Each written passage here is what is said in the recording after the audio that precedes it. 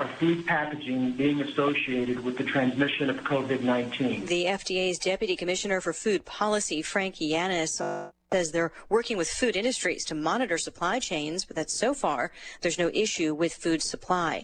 With schools and restaurants closed, though, the milk industry is taking a hit.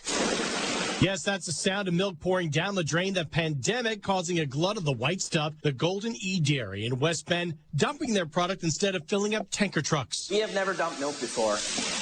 This is not something you normally do. That's Ryan Elby. He says Dairy Farmers of America requested he get milk since demand is down due to the coronavirus. Other dairy following suit. Wisconsin Governor Tony Evers stepping in, asking the USDA to buy surplus commodities to give out to food banks and nutrition assistance programs. State officials say the agricultural impact on Wisconsin's economy is $100.8 million. Fox's CJ Pop. Hurricane season is coming. The official start only 2 away. Forecasters at Colorado State University say the Atlantic season could be above average, with up to 16 named storms, including 4 major hurricanes, because of warmer seas and weather patterns. And Lisa Brady. This is Fox News. From the Jerry Sheeter Newsroom, I'm Rob Jones. Fort Dodge Fire and Rescue responded to a structure fire this morning. The fire was in downtown Fort Dodge on Central Avenue near the intersection of Central Avenue and 12th Street. As of the time of this report, crews were still on the scene working to extinguish the blaze. No details on the origin of the fire or if any injuries occurred were available as of the time of this report. We plan to have more on this story as new details emerge. The city of Fort Dodge, in an effort to reduce the risk of exposure to COVID-19, has announced that they will be closing several outdoor areas in the city. Those areas include all playground equipment, soccer fields, park bathrooms, the St. Edmund Arena track and field area, outdoor exercise stations, campgrounds, tennis courts, basketball courts, Dodger Stadium, park shelters, and all school parking lots.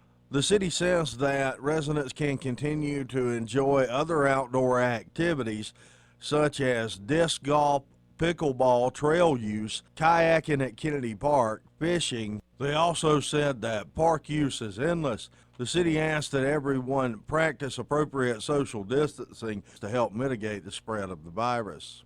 Governor Kim Reynolds spoke to the media Wednesday afternoon. The governor says that the upcoming few weeks are critical as COVID-19 cases are expected to peak. The next 2 to 3 weeks is critical time for our nation as we prepare for COVID-19 cases to spike. The actions of every Iowan matter, and we must all do our part to slow the spread of the virus and save lives. The governor talked about this being a trying and uncertain time.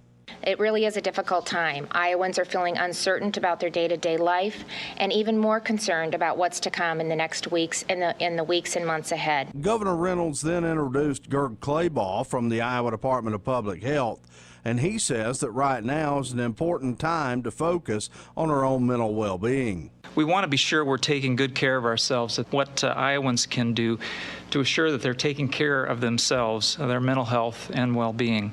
There are services here that will help us all navigate the new normal during COVID-19 response. Claybaugh says that taking control of our thought process can be very positive. While the fear of the unknown can be unsettling, taking control can help you feel empowered and counteract the stress you may be feeling. The governor then did have some positive news about a group in the state that is helping out during this time of need. Over the course of the last few days, dentists from across Iowa have donated their PPE to healthcare facilities in their communities to help during this crisis. I'm so inspired by and grateful for their generosity, and I just want to say thank you for stepping up and making a difference. The governor was asked about the mitigation strategy for farmers. Well, that they practice social distancing pretty well as they're in that tractor getting ready to put the crops in the field. Just need to do the same thing that we've asked everybody to do. If you practice what we're telling you to practice, we will get through this sooner rather than later. Governor Reynolds feels that we will come out of this situation stronger than we went in. We are going to get through this. We are in for some rough times, but we are Iowans, and I believe we are going to come out stronger when we get through this. The The comments of Governor Reynolds and Gerd Claybaugh are courtesy of the Iowa PBS YouTube channel. Upper Des Moines Opportunity will be having a drive-through food pantry Wednesday, April 8th from 4:30 to 6 p.m. at their Webster County office located at 1325 First Avenue South here in Fort Dodge. Those participating must be a resident of Webster County. The pantry will be curbside delivery, and everyone participating is asked to stay in their vehicle. As a precautionary measure, the May Day luncheon supporting Fighting Angels Abreast Breast Cancer Dragon Boat team has been postponed. The new date for the event will now be Friday, September 4th. The Otho Fireman's Ball fundraiser that was originally scheduled for April 25th has now been postponed. A rescheduled date has not yet been announced. University of Iowa basketball standout Luka Garza has been named to the finalist list for the John Wooden Award, as well as named to the Wooden All-American team. The Wooden Award presentation will be next Tuesday, April 7th, during ESPN SportsCenter broadcast at 4 p.m. Central. That's your Alpha Media News Update from the Jerry Sheeter Newsroom. I'm Rob Jones. Here's the AM 1400 KVFD Weatherology forecast. A winter weather advisory begins at 1 a.m. early tomorrow morning and continues until 7 p.m. tomorrow evening. Scattered rain showers likely this afternoon, otherwise cloudy. Highs level off around 61, south winds 10 to 20 miles per hour. Overcast skies again tonight, scattered thunderstorms likely 32. From the Weatherology Weather Center, I'm meteorologist Jennifer Wojcicki. Currently, it's 61. When the task is driving, your eyes and ears should be on the road. Iowa's rural roads are filled with scenic views around every curve, and so your full attention should be given to driving. You don't want to miss a have to end. So when you get behind the wheel, remember to put down your and just drive. Brought to you by the Iowa Department of Public Safety, Governor's Traffic Safety Bureau. CVS Pharmacy delivers. And right now, to meet the needs of the current health situation, we're offering 1 to 2 day delivery for free. Get prescriptions and other everyday essentials like vitamins, allergy relief, snacks, and more from your local CVS. We understand your concern, and this is just one of the ways we can help you to be prepared and stay well. Visit cvs.com or call your local CVS pharmacy to get started. Restrictions apply. Offer valid on orders with a prescription. Michael Devine, the Doctor of Truth. Does anyone have anything they'd like to confess? That AM 1400 KVFD.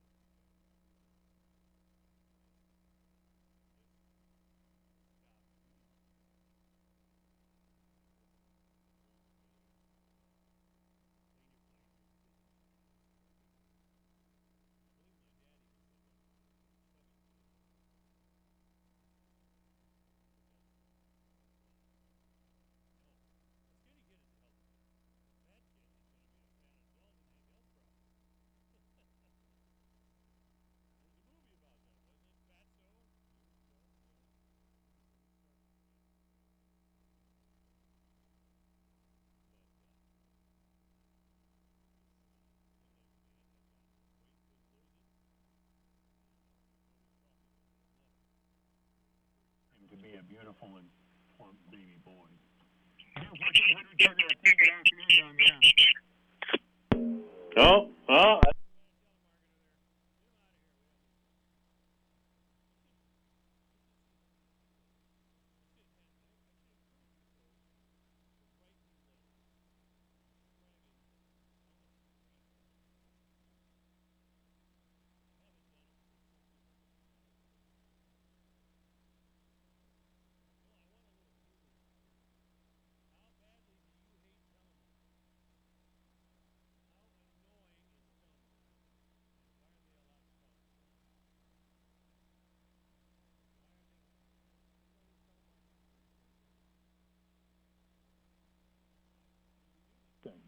All right, we're on the phones again. AM 1400 KVFD. How are you?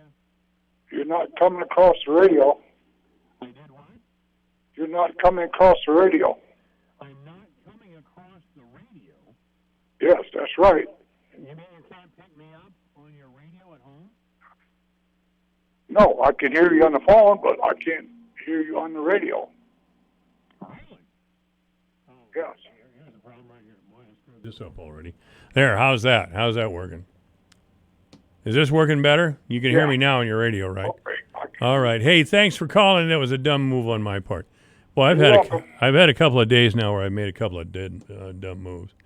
But yeah, feel free to call at any time. 515-955-1400. 515-955-1400. Appreciate that call.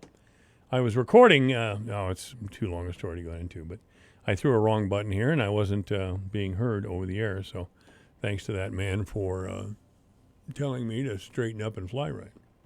Straighten up and fly right. But anyway, what I was trying to say, and I don't know if you heard me or not, is I should have you send me emails or letters or Facebook posts detailing how much and how badly that you hate telemarketers and describe your revulsion.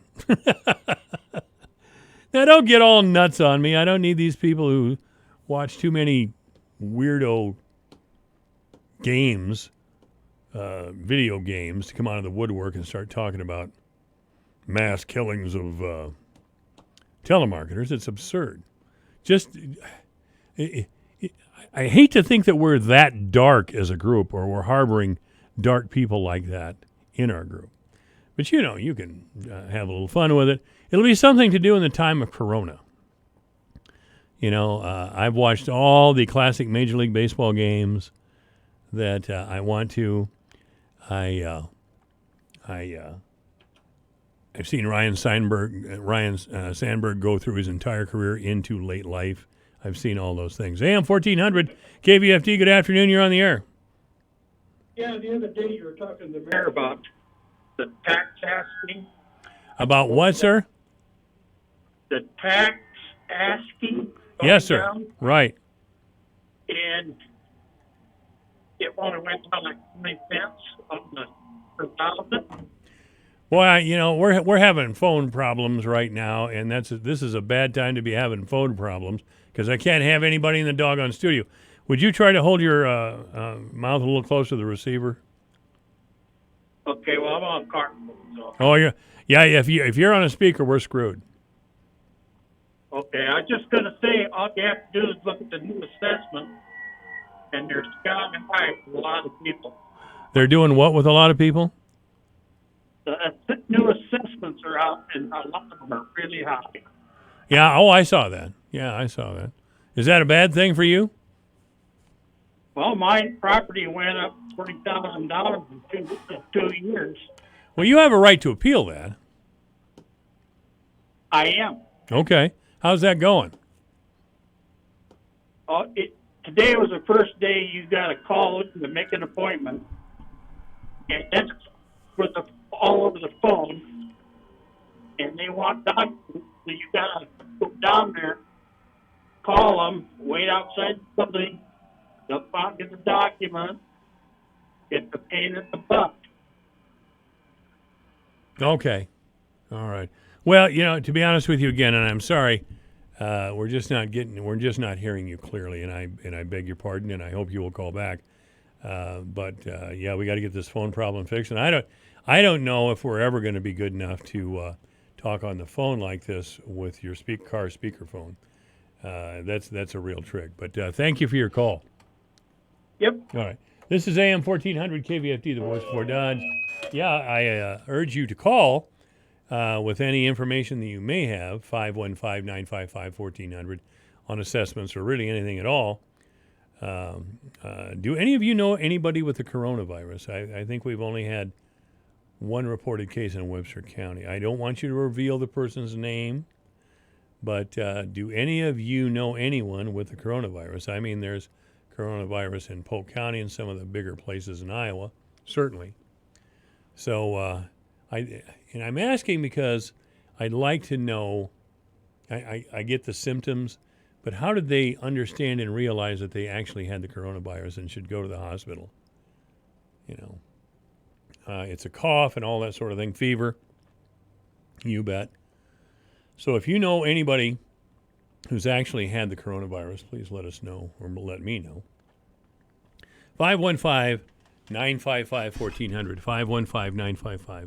515-955-1400. I'm getting cancellations for interviews because of the coronavirus, and that doesn't surprise me. I do not do the radio station is locked up, and I do all my interviews and I talk to all my people now on the phone, and that's just the way it's got to be. It's got to be. So please do call, but I'll tell you, it works better if you have a landline. If you don't have a landline, the cell phone will work sometimes, but a speakerphone in the car, forget it. Yeah, this is another crazy thing that happens in a time of emergency like we're in right now. I mean, people are dying of this coronavirus. They're dying in Iowa. And by the way, we're going to go to Governor Reynolds and her press conference right at 2:30. And we'll carry it. She's had her press conferences at 2:30 every day, Monday through Friday. And, of course, we're going to carry them because they're absolutely essential information. Some of my liberal friends or enemies, and sometimes I can't tell them apart, have decided to raise the flag of transgender rights, and we should not forget it. We should not forget transgender rights in the middle of coronavirus. And if we don't accept the fact that there can be more than two genders, we're bigots. As a matter of fact, let me read a couple of social media posts from a very well-educated and intelligent friend of mine who lives in another state, a western state, as a matter of fact. He has defined bigotry, and this is the way he has defined it.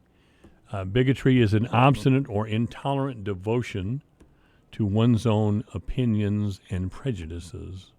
Let me read that for you again. My friend's definition of bigotry is an obstinate or intolerant devotion to one's own opinions and prejudices. Well, that would be just about everybody, I guess, if they had a devotion to their opinions. And I don't believe they would recognize their prejudices as such. As a matter of fact, I replied to him. I rejected out of hand his definition of bigotry because it's a political definition designed to make the accuser immune from any argument whatsoever. They just want to tell you you're a bigot and walk away. So I told him I would define bigotry, and there's a difference here, please pay attention. I would define bigotry as a hatred of someone of a different ethnic group or religious group based on nothing more than their ethnic group or their religion. And I told him further, your definition extends unjustifiably to what someone thinks they are as opposed to something they are not. Now, Rachel Dolezal comes to mind. Remember Rachel Dolezal? She was the white woman who was passing as a black woman in Spokane, Washington, and was the head of the local NAACP. Not only that, a good friend of mine from high school, and I mentioned him several times on the air, his wife, his late wife now, tragically, was in the sociology department at Eastern Washington University. Guess who else was there? Rachel Dolezal. Now, Rachel Dolezal had absolutely, from what I understand, no tolerance for anybody who wasn't down with her idea of what African Americans have experienced. In other words, if you weren't on her wavelength, then you were racist. If you didn't see things the way she saw them. This is Rachel Dolezal now, and she made headlines, and she's changed her name. She's given herself an African name now, which is fine, but she's disappeared. But she was all over the place here for a while, and she was complaining and crying in an interview I saw one time that she wasn't being allowed to self-identify. Well, even some African American comedians like Keenan, Keenan on Saturday Night Live said, "Come on, Rachel, you can't do everything. You you just can't do everything." And that's right, you can't do everything. You know that? You cannot do everything. So quit trying to be something you're not. Quit trying to tell us you're something that you're not. And if you're transgender, you're trying to get us to believe a lie. You're telling us something that you can't be. You may want to be, you may really want to be, you may desperately want to be, but you're not. This is AM 1400 KVFD, the voice of Fort Dodge.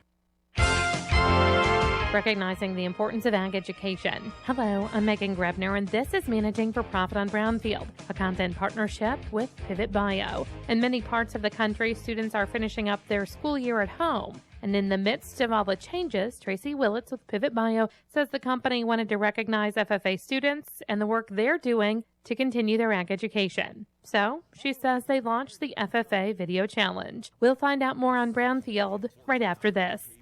There are everyday actions to help prevent the spread of respiratory diseases. Wash your hands. Avoid close contact with people who are sick. Avoid touching your eyes, nose, and mouth. Stay home when you are sick. Cover your cough or sneeze. Clean and disinfect frequently touched objects with household cleaning spray. For more information, visit cdc.gov/COVID-19. This message brought to you by the National Association of Broadcasters and this station.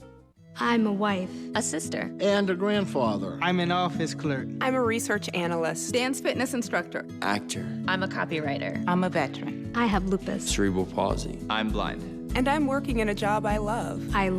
Because I was given a chance to contribute my skills and talents. To show that my disability is only one part of who I am. Who I am. Who I am. At work, it's what people can do that matters. For more information, visit whatcanyoudocampaign.org. With so many students in the midst of distance learning, Pivot Bio wanted to recognize the importance of ag education. Tracy Willits, Vice President of Communications for Pivot Bio, says that's why they've launched the FFA Video Challenge. We're asking FFA students to self-produce and post their own video on Facebook or Twitter that highlights the projects or work they're doing to continue their agriculture education. It's pretty simple. All videos must tag Pivot Bio and the student's FFA chapter and use the hashtag FFA Video Challenge. We're open to any project, any work that's being done through your local FFA chapter. We know there are hundreds, if not thousands, of projects being worked on right now, and we want to give you a venue to share that great work and to win some cash. So 25 winners will be selected randomly and receive $250 individually, and then $250 for the FFA chapter that student belongs to. And we know that money will go a long way and hopefully incent FFA kids around the country to submit their projects and work. She tells Brownfield it's important to highlight the future of the ag industry.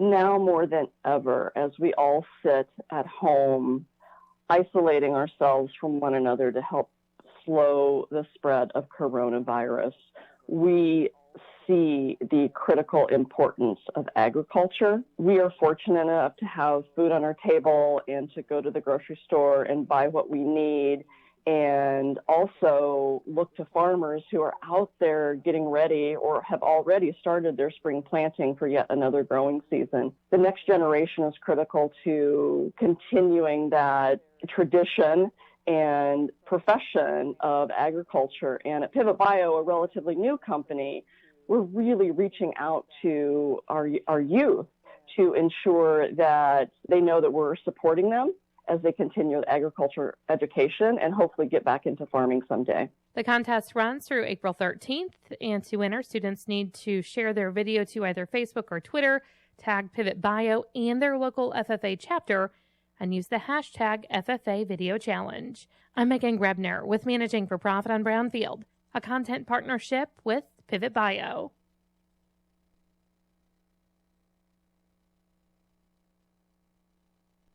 CVS Pharmacy delivers.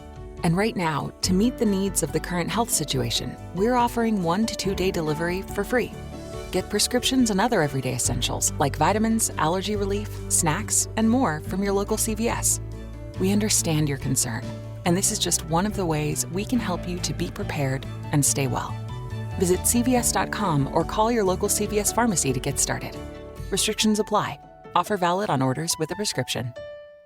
Prescription products require an online physician consultation and are only available if the physician determines a prescription is appropriate. Subscription required. See website for full details and important safety information. Hey guys, good news. The outrageously expensive little blue pill is now generic, which means you can get the prescription medication to treat ED at affordable prices. And Hims makes it extra affordable. You pay just $30 for a month's supply. And right now, get your first online doctor's visit totally free when you go to forhims.com/joy. That's right, free, zero copay, no expensive appointments, no awkward face-to-face conversations to get your prescription. Hims connects you to doctors online who can evaluate you and, if appropriate, prescribe your ED medication. And a pharmacy sends it right to your door. Hims makes it affordable, private, and incredibly easy. Nobody likes dealing with ED. Now, thanks to Hims, nobody has to. And that's really good news. To start your free online visit, you need to go to this exclusive address, forhims.com/joy. That's forhims.com/joy for your free online visit. forhims.com/joy.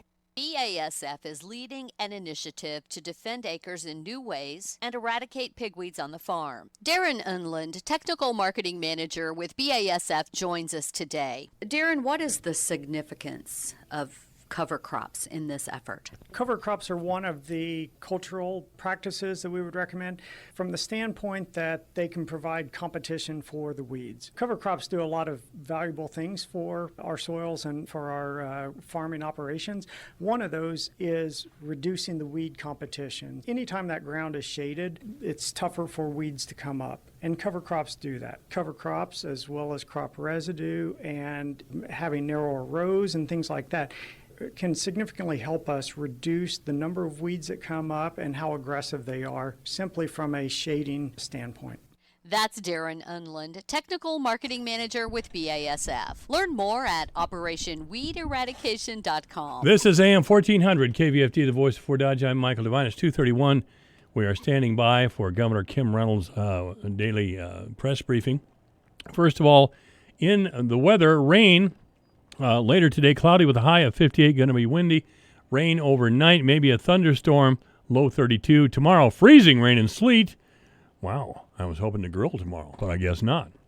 Saturday, sunny with a high of 50. Sunday, mostly sunny with a high of 60. I'll grill Sunday. Monday, a chance of showers, mostly cloudy with a high of almost 70. Tuesday, chance of showers, high of 73. And 63 on Wednesday for a high under a partly sunny sky. Let's go now to Governor Kim Reynolds' press conference that's just started. 1,054 negative cases. We do have the ability to test 1,018 individuals through the state hygienic lab. We have 74 hospitalized as of last evening. 144 have recovered, and I'm sorry to report that we have had 2 additional deaths for a total of 11 in the state of Iowa. Today, I am updating the proclamation of disaster emergency to extend business closures and suspensions of non-essential and elective surgical data and orthodontic procedures, provide additional regulatory relief, and continue the order to limit gatherings to 10 or less all through April 30th. I am also ordering that school closures are extended through April 30th. Keeping Iowa students out of classrooms is a very difficult decision, but it remains necessary for now. We anticipate the number of positive COVID-19 cases in Iowa will continue to grow, And keeping schools closed for an extended amount of time will help protect the safety of our students, educators, and school staff, reduce the burden, flatten the curve on our healthcare system and workforce, and of course, reduce the risk to our most vulnerable Iowans and ultimately save lives. At this time, I am not ordering schools to close for the remainder of the school year, as we have with all COVID-19 mitigation decisions. We will continue to monitor the situation, assess the measures that we have in place, and use data to make the right decisions at the right time. That said, it is also important that Iowa schools do their part to provide continuous learning opportunities for their students. And so many school districts have already taken the initiative to do just this, including rural school districts and private schools. I want to thank them for stepping up and finding a way to make this possible for their students and families that they serve. School districts know best what will work for their communities, which is why these decisions can and should be made locally. Making a sudden shift to virtual learning, it isn't always easy, especially during the crisis that we face now. But we can't let perfect be the enemy of good. There are a number of ways that schools can continue to engage students during this time, and it's each district's responsibility to do so. Director Ann Lebo with the Department of Education has been working proactively with the Education Task Force to develop a plan that defines options for continuous learning programs, including non-credit and for-credit options. School districts will be required to select the best option for the students and families they serve and inform the state of their decision by April 30th. School districts that choose not to provide continuous learning will be required to make up the instructional time lost beyond what has been waived by the legislature.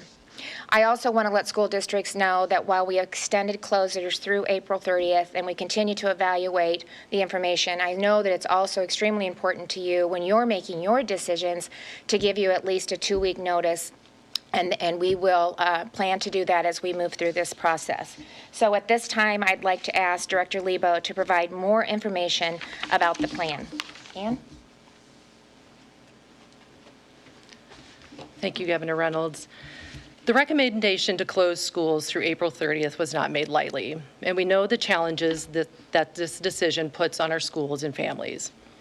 During these unprecedented times, we remain focused on supporting our schools, families, and community partners to ensure Iowa learners are safe, healthy, engaged, and prepared.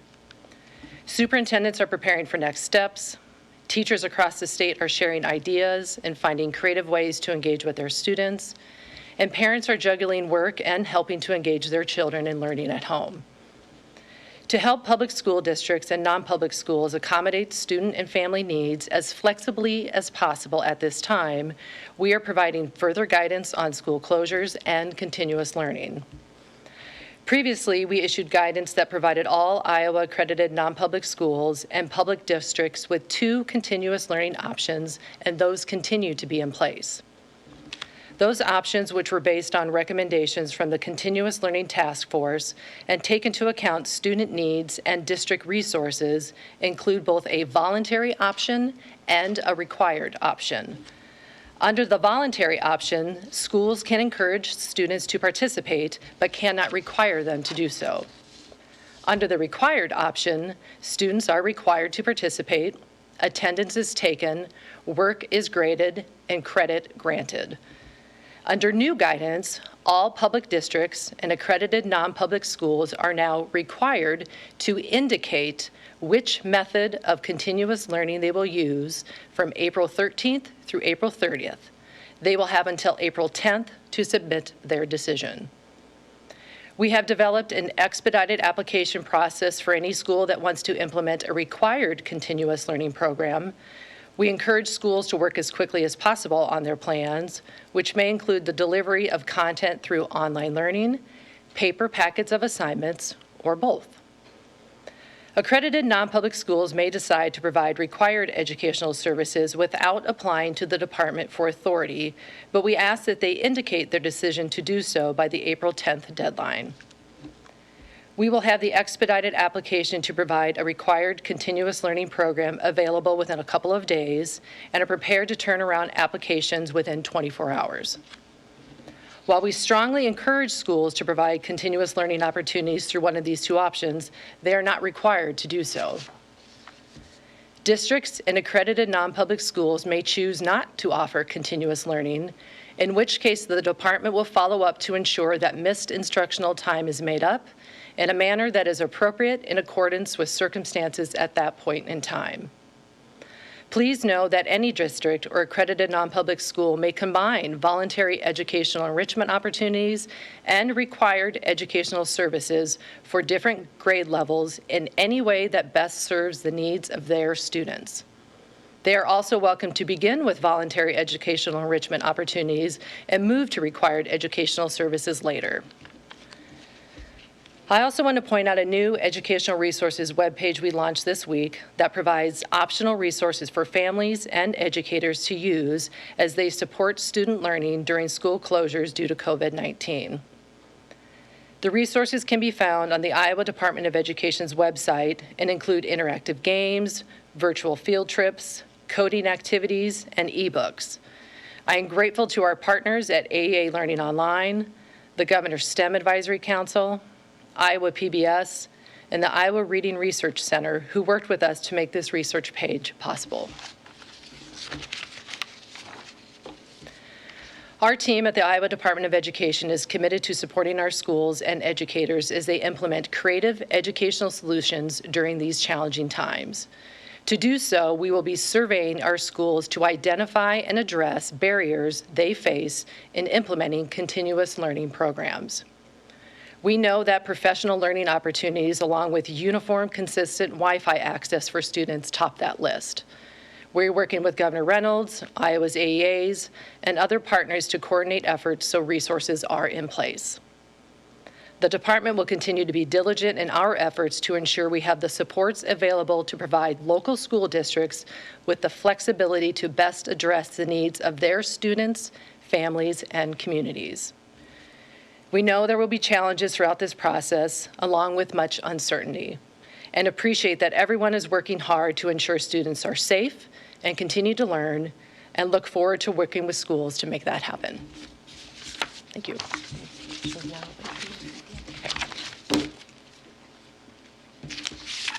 Thank you, Ann. And I want to thank you, your team, and the Education Task Force, the Continuous Learning Task Force, for the work that you've done to reimagine education for Iowa during this challenging time. It's really important that we continue to engage students regardless of these extraordinary circumstances, and I appreciate your leadership in this effort. I also want to just say a big thank you to Iowa's teachers. I know this is a difficult time. As a mother of a teacher, I know how much she misses being in the classroom with her students and wondering how they're getting along. So I know that your students are on your minds as well and in your hearts. Iowa schools are among the best in the country, and even now, in this time of extreme difficulty and challenging times, I believe that we can still shine and make sure that we're providing every opportunity for continuous learning for our students. And I think, are you speaking? At this point, I'd like to turn it over to Dr. Padati to give some remarks. Thank you, Governor. I want to start by acknowledging again that we know this has been just an incredibly difficult time for everyone. And I am so grateful to everyone across Iowa who has done great things like staying engaged in public health, following the recommendations that we've been making, and sharing those messages in our communities with our families and friends, because those are really important things to do, and we need to continue to do those things. I wanted to talk a bit more about some of the ways that we're able to use data and information that we learn as we continue to respond to this COVID-19 outbreak. Just like with any new illness or any new thing, we have a framework that we use, lessons from previous epidemics or previous pandemics or other viruses, and we integrate new knowledge as we go along. And so part of what's very important about a response like this is not just, as you've heard, that it's an all-of-government and multidisciplinary approach, but also that it's flexible, because it's important that we remain able to adjust over time. And in part, how we do that is by looking at the information we have and understanding its impact as we move along.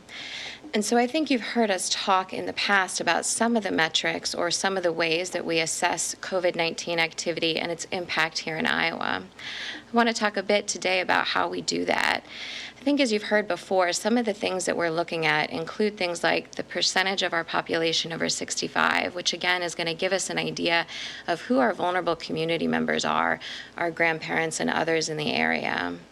We also look at things like long-term care facility outbreaks, and it's important to keep that in mind because we've seen the experiences of other countries and other states and how challenging it can be to care for those situations, and so we want to be particularly careful and supportive of them.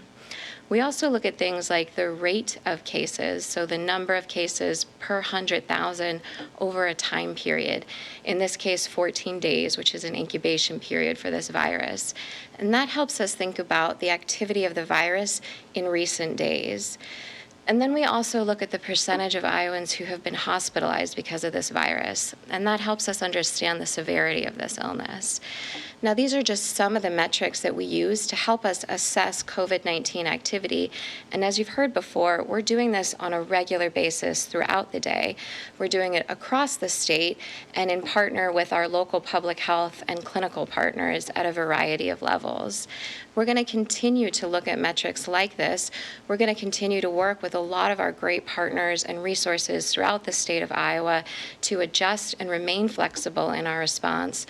And I want to say thank you to all of the businesses, schools, and of course our healthcare workers, all of the people who have helped us implement the measures that we've recommended, and to all Iowans who are following the guidance that we give, which is so important to do.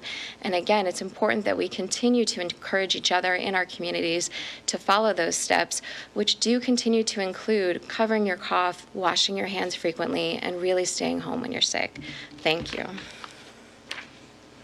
Thank you, Dr. Padati, and I just appreciate so much you and your team and all of the time and effort that you will have put into really making sure that you're providing us with the best metrics and best data possible to make the decisions that we make as we move through this coronavirus pandemic. So just a heartfelt thanks to everything that you're doing. I appreciate that. And with that, we'll open it up for questions.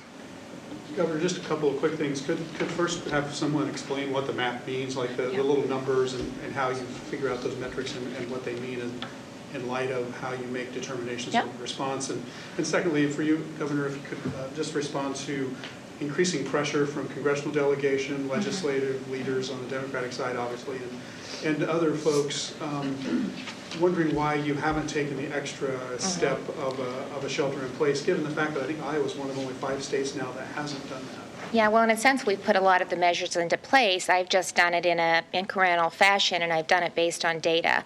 All throughout this process, I've said that I have worked with the Department of Public Health, the epidemiologist team. They've worked in conjunction with the CDC and other assumptions that they put into the into what they're looking at to provide their recommendations to me. So on March 15th, I recommended schools closed for 4 weeks. On March 17th, I issued the public health disaster that closed bars and restaurants, casinos, ordered that social gatherings be no larger than 10.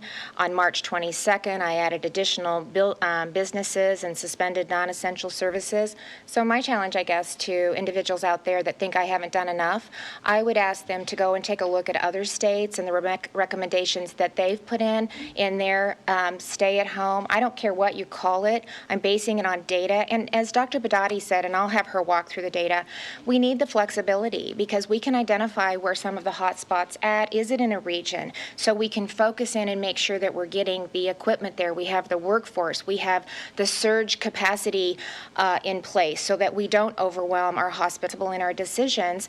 Then it allows us to have some flexibility to continue to not only address the supply chain, but to make sure that those essential workers that are on the line know that they're appreciated and feel comfortable continuing to come to work. So I would challenge other Iowans out there to take a look at what some of the other states are doing. Take a look at what we've done in Iowa. I've extended most of them through April 30th, and then we have additional things that we're looking at that we may need to ramp up if the numbers and the data drive us to do that. Dr. Padati?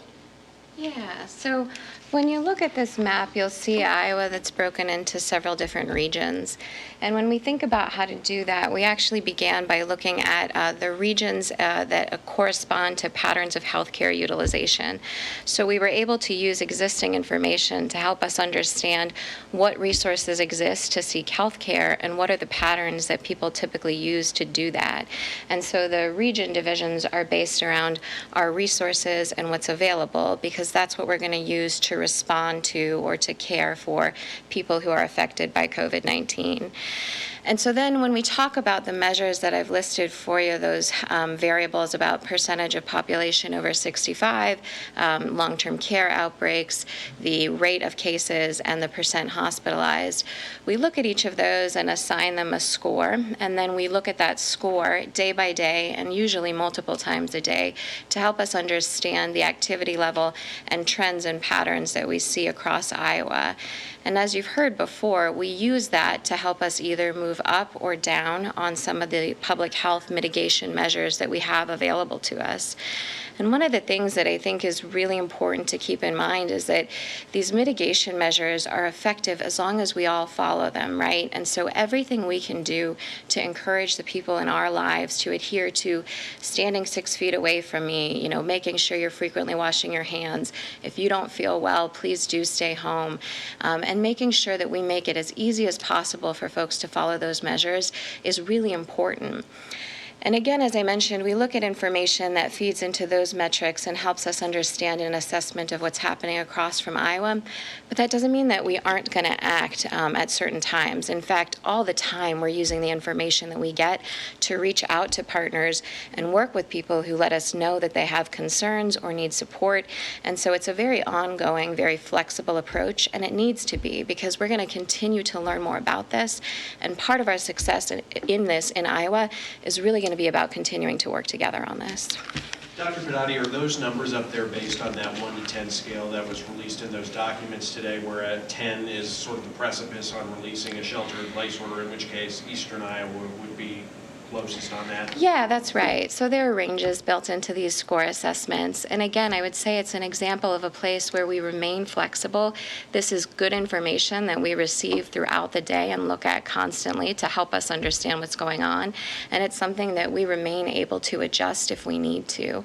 And so we certainly work both, sort of at a more focused level, if there's a particular like facility level or local level concern, and then looking broadly at what's going on activity-wise and what resources we have available to help people. And you're right, if you look at this map and look at the case map of where we've seen cases, they'll look a little similar, and they should, right?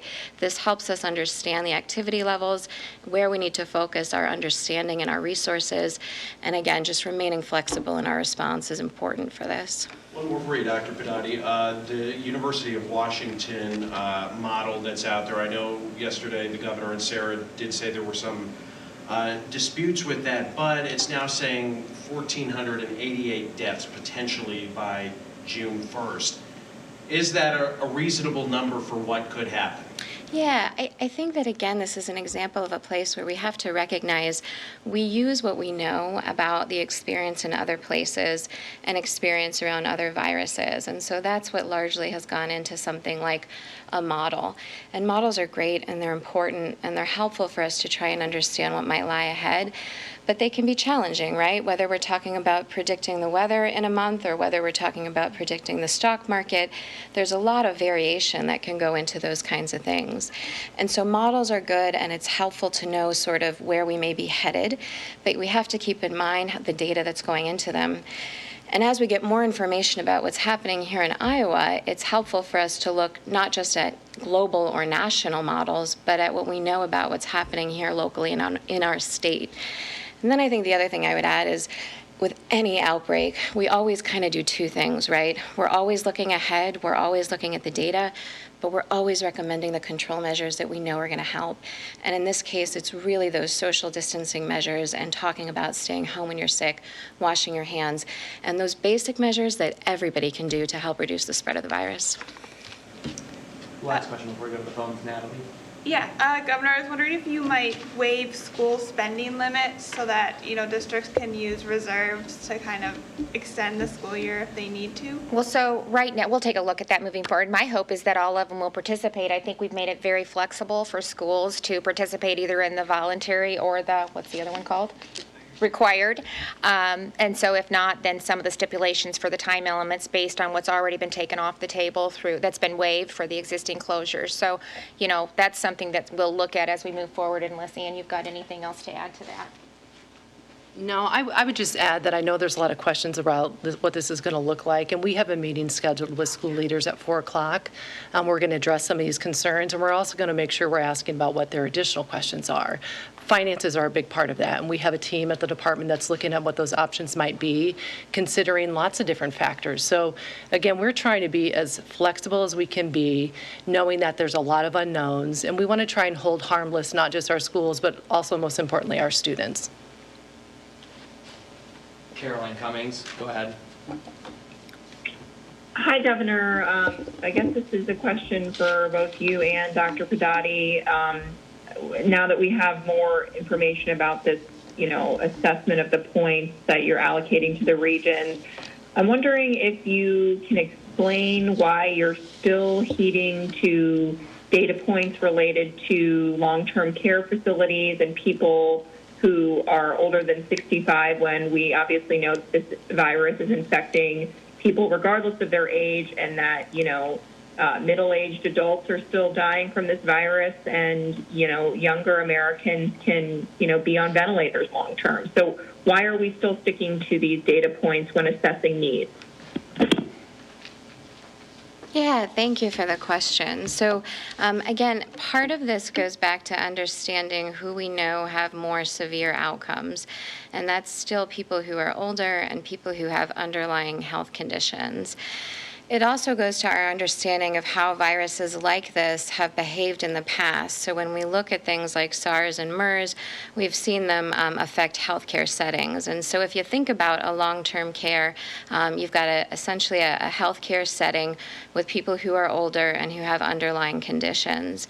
And they're living together. And we also know that living together with other people in general, puts you at higher risk for spreading illness. And so the reason for paying close attention to something like that is because, again, we're really trying to focus on our vulnerable populations, how we can protect them, and how we can support the people who take care of them. And so when you talk also about the age changes, in part, I think that we're seeing some of that related to underlying conditions, which is also why we look at things like percent hospitalized, which helps us understand severity of illness. And I think we've also seen that a bit as we've looked at people who take care of people in these settings, right? So our healthcare workers. So again, I think what we're trying to do here is recognize where we've seen the higher consequences for this virus so that we can understand its activity, understand where to direct our resources, and also understand that, again, there's a role that all Iowans can play. Some people are going to get mildly ill with this virus, and so staying home, staying away from other people, even if you just feel that you have a little bit of a cough and a sore throat, is really important to do to help protect yourself, the people around you, and the ability of this virus to move in Iowa in general. Rod, go ahead. Thank you, Governor. Looking at the economy, are you concerned that the state tax collections could erode to a point where the budget surplus could turn into a situation that requires some kind of corrective action yet this fiscal year? Are you making contingency plans that include federal rescue money, and do you expect to have to start over with a new state budget plan for fiscal 2021? Yeah, we're meeting with David Roeder, who's the director of the Department of Management, and our fiscal team on a weekly basis. Dave was in the other day. In Iowa, we have, manufacturing a greater percentage of our GDP. The greatest percentage is manufacturing. And so because we're part of the supply chain and food production, we're seeing those numbers hold pretty steady. We entered into this, Iowa's fiscal health was strong and healthy. Our cash reserves are full. We had almost a $300 million surplus at the end of fiscal year 19. We were going into 21 with a very healthy state fiscal finances, and so we're in a good place. But we're not going to be like other states, we're going to be impacted, and so we're going to continue to see that. And he's got metrics that he's looking at and reporting out, and we're working with other agencies across the state too to monitor the Rebuild Iowa Infrastructure Fund, for instance, is something that we have to continue to monitor. Some of the funding that goes in that comes from casinos, and so we've shut them down. So of course that will have an impact as well. So we're looking at specific agencies, we're monitoring budgets, we're and monitoring cash flow as well as revenue coming in. So of course the Department of Revenue is a big piece of what we're watching too as we're extending deadlines, and so we'll continue to keep an eye on that and adjust as we need to. We're very grateful that we are entering into this pandemic with a very fiscally healthy state budget. We got time for 2 more questions. Ron from KWWL. Good afternoon, Governor. Thanks very much. What I'm hearing you say again fairly strongly today is that you believe your mitigation strategy is working, that you're content that 614 positive cases, 11 deaths is about where you thought you'd be by this date, April 2nd. This is Gary Rima, the voice of the UNI Panthers, and you can listen to exciting Panther sports right here on the voice of Fort Dodge, AM 1400, KVFD. A grim milestone for the world. I'm Lisa Brady, Fox News. The number of total coronavirus cases has just crossed 1 million in the Johns Hopkins count. More than 51,000 deaths worldwide. And while Italy leads that count, the U.S. still has the most cases of any country, over 230,000 now.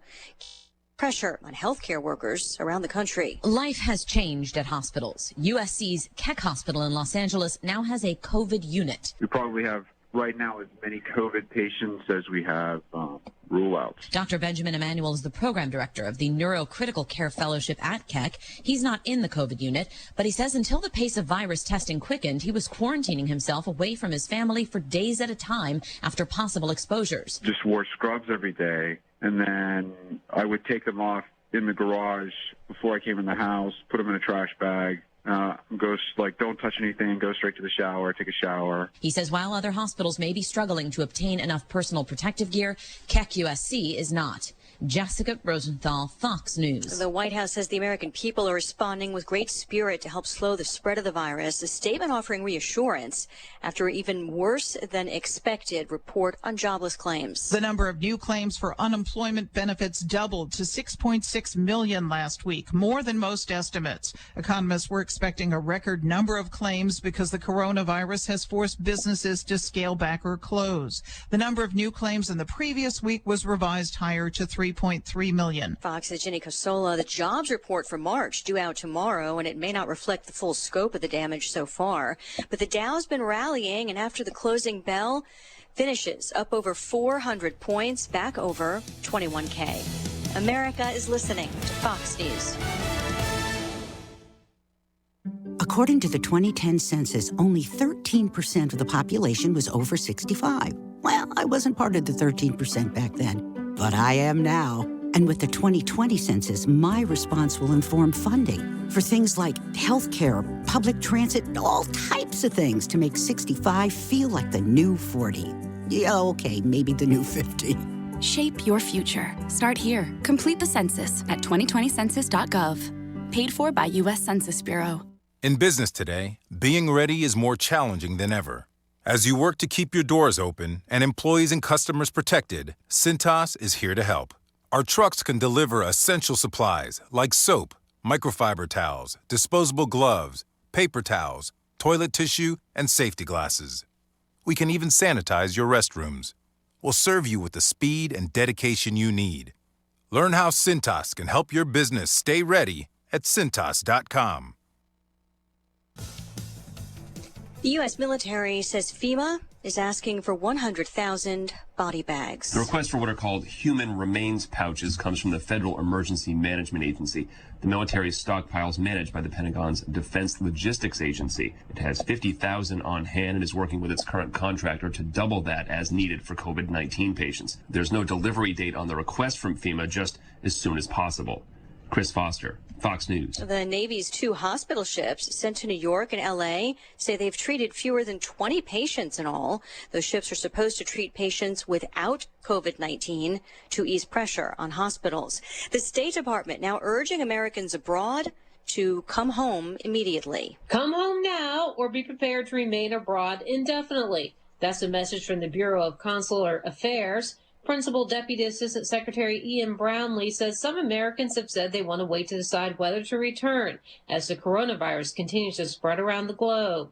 Brownlee says more than 80 repatriation flights are planned, but warned that such flights may not be available weeks from now. More than 30,000 Americans have been repatriated from over 60 countries since the outbreak began. Rachel Sutherland, Fox News. The top infectious disease specialist in the U.S. is getting his own bobblehead. The creation from the National Bobblehead Hall of Fame and Museum in Milwaukee features Dr. Anthony Fauci wearing a suit and making a motion that shows how the nation needs to flatten the curve in the coronavirus pandemic. Fauci's had so many public statements and interviews, one shop in Rochester, New York, even on a donut. Part of the proceeds from the bobbleheads, though, will go to the American Hospital Association, supporting the effort to get more supplies for medical workers. Recapping a rally on Wall Street, the Dow finishes back over 21,000. I'm Lisa Brady. This is Fox News. With your KVFD News Update, I'm Rob Jones. The Fort Dodge Fire Department responded to a structure fire Thursday morning in downtown Fort Dodge. Fire department personnel arrived at 1103 Central Avenue just before 10 a.m. The building was ruled a total loss and was vacant at the time of the fire. The building at 1101 Central Avenue, just west of the original building, is partially a residential building. It suffered fire and smoke damage, but there were no civilian injuries reported. One firefighter was injured. Here's Fort Dodge Fire Chief Steve Hergenreiter on the extent of that injury. One firefighter was injured, was transported to the Trinity ER and received stitches for a laceration in the forehead. The firefighter was treated and released. The chief went on to talk about the way fire crews were able to extinguish the blaze. We arrived on scene and immediately had the fire crew do a fire attack on the fire building, and then another crew took a hose line up into the exposure building of the 1101 Central Avenue and extinguished those fires and made sure everybody was out of the apartments. The fire department was on scene for about 2.5 hours. The cause of the fire is still under investigation, and anyone with information is asked to call Crime Stoppers at 515-573-1444. The city of Fort Dodge, in an effort to reduce the risk of exposure to COVID-19, has announced that they will be closing several outdoor areas in the city. Those areas include all playground equipment, soccer fields, park bathrooms, the St. Edmund Arena track and field area, campgrounds, tennis courts, basketball courts, Dodger Stadium, park shelters, and all school parking lots.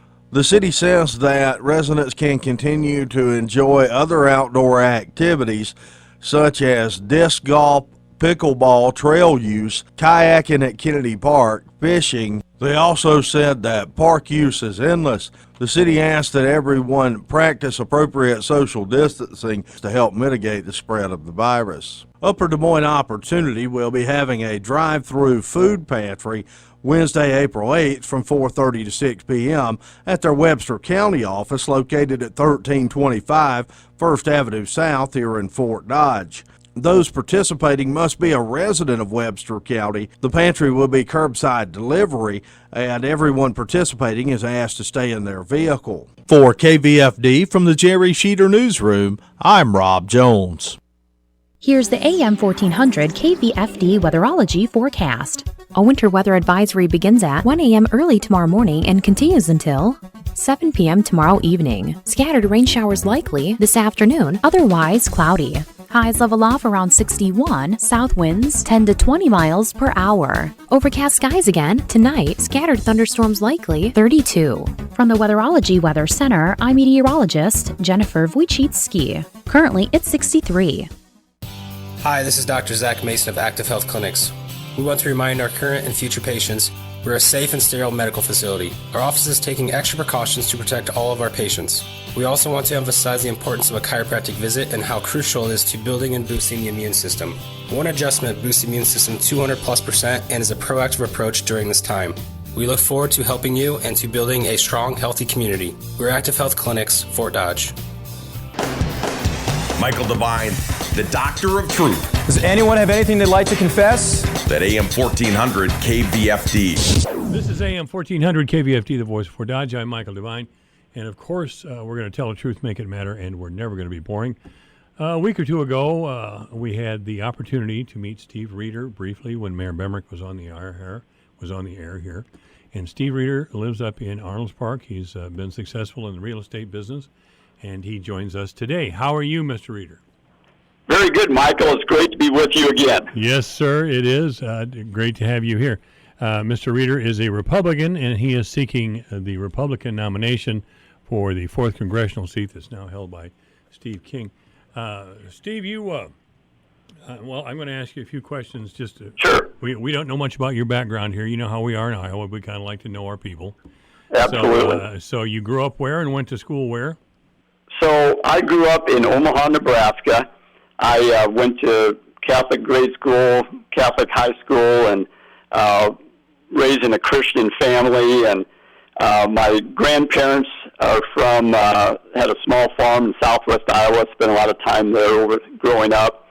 I met my bride, Brenda, in Omaha. She's from Pocahontas County. And so anyhow, I had a, good Christian upbringing and worked hard in the real estate business and worked all over, actually. I done projects in mostly in Omaha, Council Bluffs, but then I did projects in other states. I've done projects all through northwest Iowa. I've done small projects in Lamar, Sheldon, Fostoria, Arnold's Park, Spirit Lake, and so know the district very well and want to put my 35 years of business experience to work representing Iowans. So you're more of a real estate developer. Correct, yes. Real estate brokerage, construction development. I've dealt with businesses of all sizes, and I've really learned over the years what impacts them, what makes them successful, and how, government regulation can really get in the way of the entrepreneurial spirit of businesses. And that's one thing I want to do is get the power out of Washington, Michael, and get it back to the people that are running their sole proprietorships or their businesses in Iowa. And you probably heard Steve Reeder say his wife was from Pocahontas. She was many years ago, Brenda Smith, and she is known, I think, because her family owned the Purple Cow right there on Highway 4, which I visited many times over the years, and is very well known in that area to this day, though it's been closed for, quite some time now. But yeah, the Purple Cow, that was a real standout right there on the highway in Pocahontas on the west side of town there.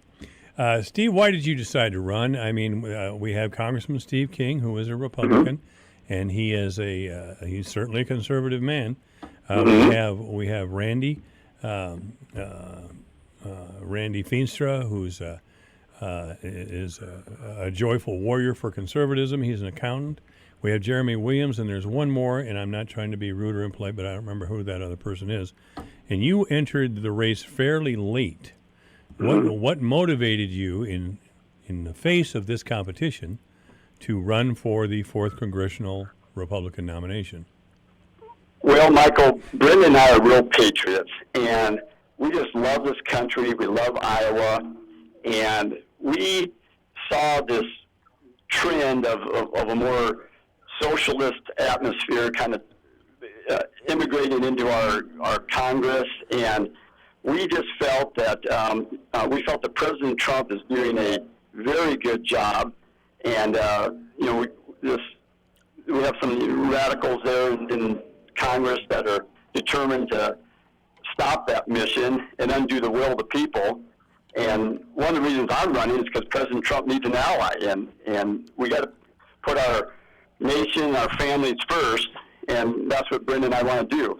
And with all due respect to our Congressman King, he's done actually a very good job for Congress. He's been a huge advocate of the pro-life, which I am also. But it's time to pass the torch, and I just think that we need people that have a business mind, like our president, that are not involved in partisan politics. We've seen how well that served us over the years, where people tend to, follow their partisan politics more than the individual people. And one thing that Brenda and I really found since we did get in the race, and we got in around the 1st of October. Brenda and I were working on a real estate project all summer, and I felt that gave me plenty of time to get out in front of the people and deliver our message. And we've done that. Brenda and I, as you know, we have to get nomination petitions signed, and Brenda and I took that as an opportunity to get in front of the people. We got over 3,000 signatures, her and I, going out there and meeting the businesses and up and down the main streets of Iowa, and we've learned so much and heard so much. But back to your question is, we have a real simple platform, Michael. It's less government, more faith, and more freedom.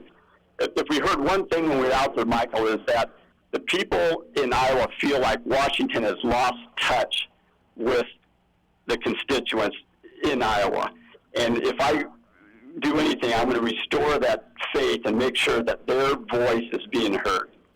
I'm glad you brought up the socialism aspect. There are certainly some hardcore characters, anti-American characters even. I wouldn't even describe them as socialists. I just describe them as crazed America haters. In Congress right now, of course, I'm thinking of the gang or whatever it is with those AOC and that crowd. But I'm glad you brought up the socialism aspect, because I've always thought there was a little bit of a conundrum with socialism here in the state of Iowa. Your district especially, the district that we live in, could be called overwhelmingly socialist, and there's two reasons for that. A lot of us are older people on Social Security and Medicare. I have two questions for you. Is Social Security and Medicare socialism, and would you like to restrict those two programs and the federal farm programs? And I'm always worried about getting run out of town one of these days on a rail for saying this, Steve. But socialism saved a lot of family farms in the state of Iowa. Maybe it's not so much of a deal now, but, Dad and Grandpa and maybe even great-grandpa, their farm was saved by unadulterated socialism, and that remains part of our culture. How would you respond to that? Okay, let's take both of those items separately. I'm happy to address them. First of all, on the Social Security and Medicare, I believe that our government set that up, and people paid into it, and they need to be taken care of. The people that paid into that system need to be taken care of. What I've seen over the years is our federal government robbing the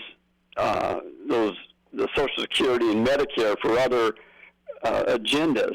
But I do believe that we do need to keep that intact, the Social Security and the Medicare, to take care of our seniors that have paid in and are owed those funds. Regarding, and I'm glad you brought up the whole farm bill, farm subsidies, and I think what it's done is, with any government program that I've seen, is they start out with good intentions, Michael, but then they become so bureaucratic, and there becomes so much special interest and lobbying group that tend to taint those well-intended programs. And so right now what I'm hearing out there is we've got this huge farm bill that is unevenly distributed now. It's benefiting large corporations, the bigger, larger, more corporate farming interests, and along with that, more of the large, the corporation seed and chemical companies, more than the smaller farmer. And so what it's done, in my belief, is it's created, a larger benefit to a small percentage, and the small farmer is struggling today. And what it's also done is look at our food supply. Ben and I were just in before the shutdown. We were in Calhoun and Pocahontas counties, and they've lost like 3 or 4 grocery stores. And believe it or not, Northwest Iowa is what we call like a food desert. There is not a place where you can get fresh produce in Northwest Iowa to keep us healthy. And a lot of that is because our government, combined with the larger corporations, has created more of a processed foods which delivers cheaper food, but not necessarily healthier foods. So I'm an advocate and also with this coronavirus situation, I think it's really exposed how vulnerable we are to having fresh food and a more healthier diet. And so there's all kinds of farmers markets throughout Iowa, and I've been championing them, saying, reaching out to them, say, hey, great job, let's promote that. We don't need, more of a food supply that is so vulnerable, that we need more fresh farmers producing edible foods that we can eat. I'm not against capitalism and large corporations, but when you see the family dollars taking over our locally owned grocery stores, I don't see that as sustainable for the health of Iowa. I'm sorry if I'm getting off on a tangent, but no, that's all right. I mean, this is what you're covering a lot of points that we rarely do with prepared statements from other candidates. Mm-hmm. Some of the other candidates have got their answers down so cold that they all sound alike, frankly. Right. No, you can ask me anything you want, Michael. I'm just, you know what? Brenda and I are so tired of the career politicians that, just want to march to the same tune.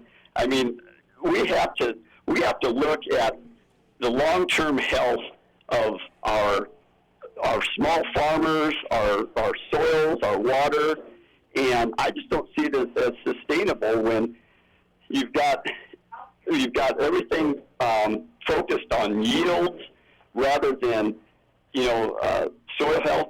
I've met several DNR biologists when we've been out there on the campaign trail, and as a kid, my father drugged me. He was a fisherman, so he drugged me to every farm pond in Iowa and every lake and creek and river, and I used to just be fascinated with the amphibian life, the snakes, the frogs, the turtles. That was my life as a kid because my dad loved to fish, and that's gone away. I mean, and I talked to almost every biologist I've talked to says that our waters have been severely impacted by this trend that we've been going down of, just more of an industrial or a monoculture. I'm here to support our farmers, but Michael, I think we need more diversity and we need better markets for our farmers. And the other thing is when I talk to the farmers themselves, they actually want the government out of their lives. If you really talk to them, the really good ones, the ones that want to be good stewards of the land, they want the government out of their lives. And so those are a few thoughts. I remember farmers back when I was a young man saying exactly the same thing.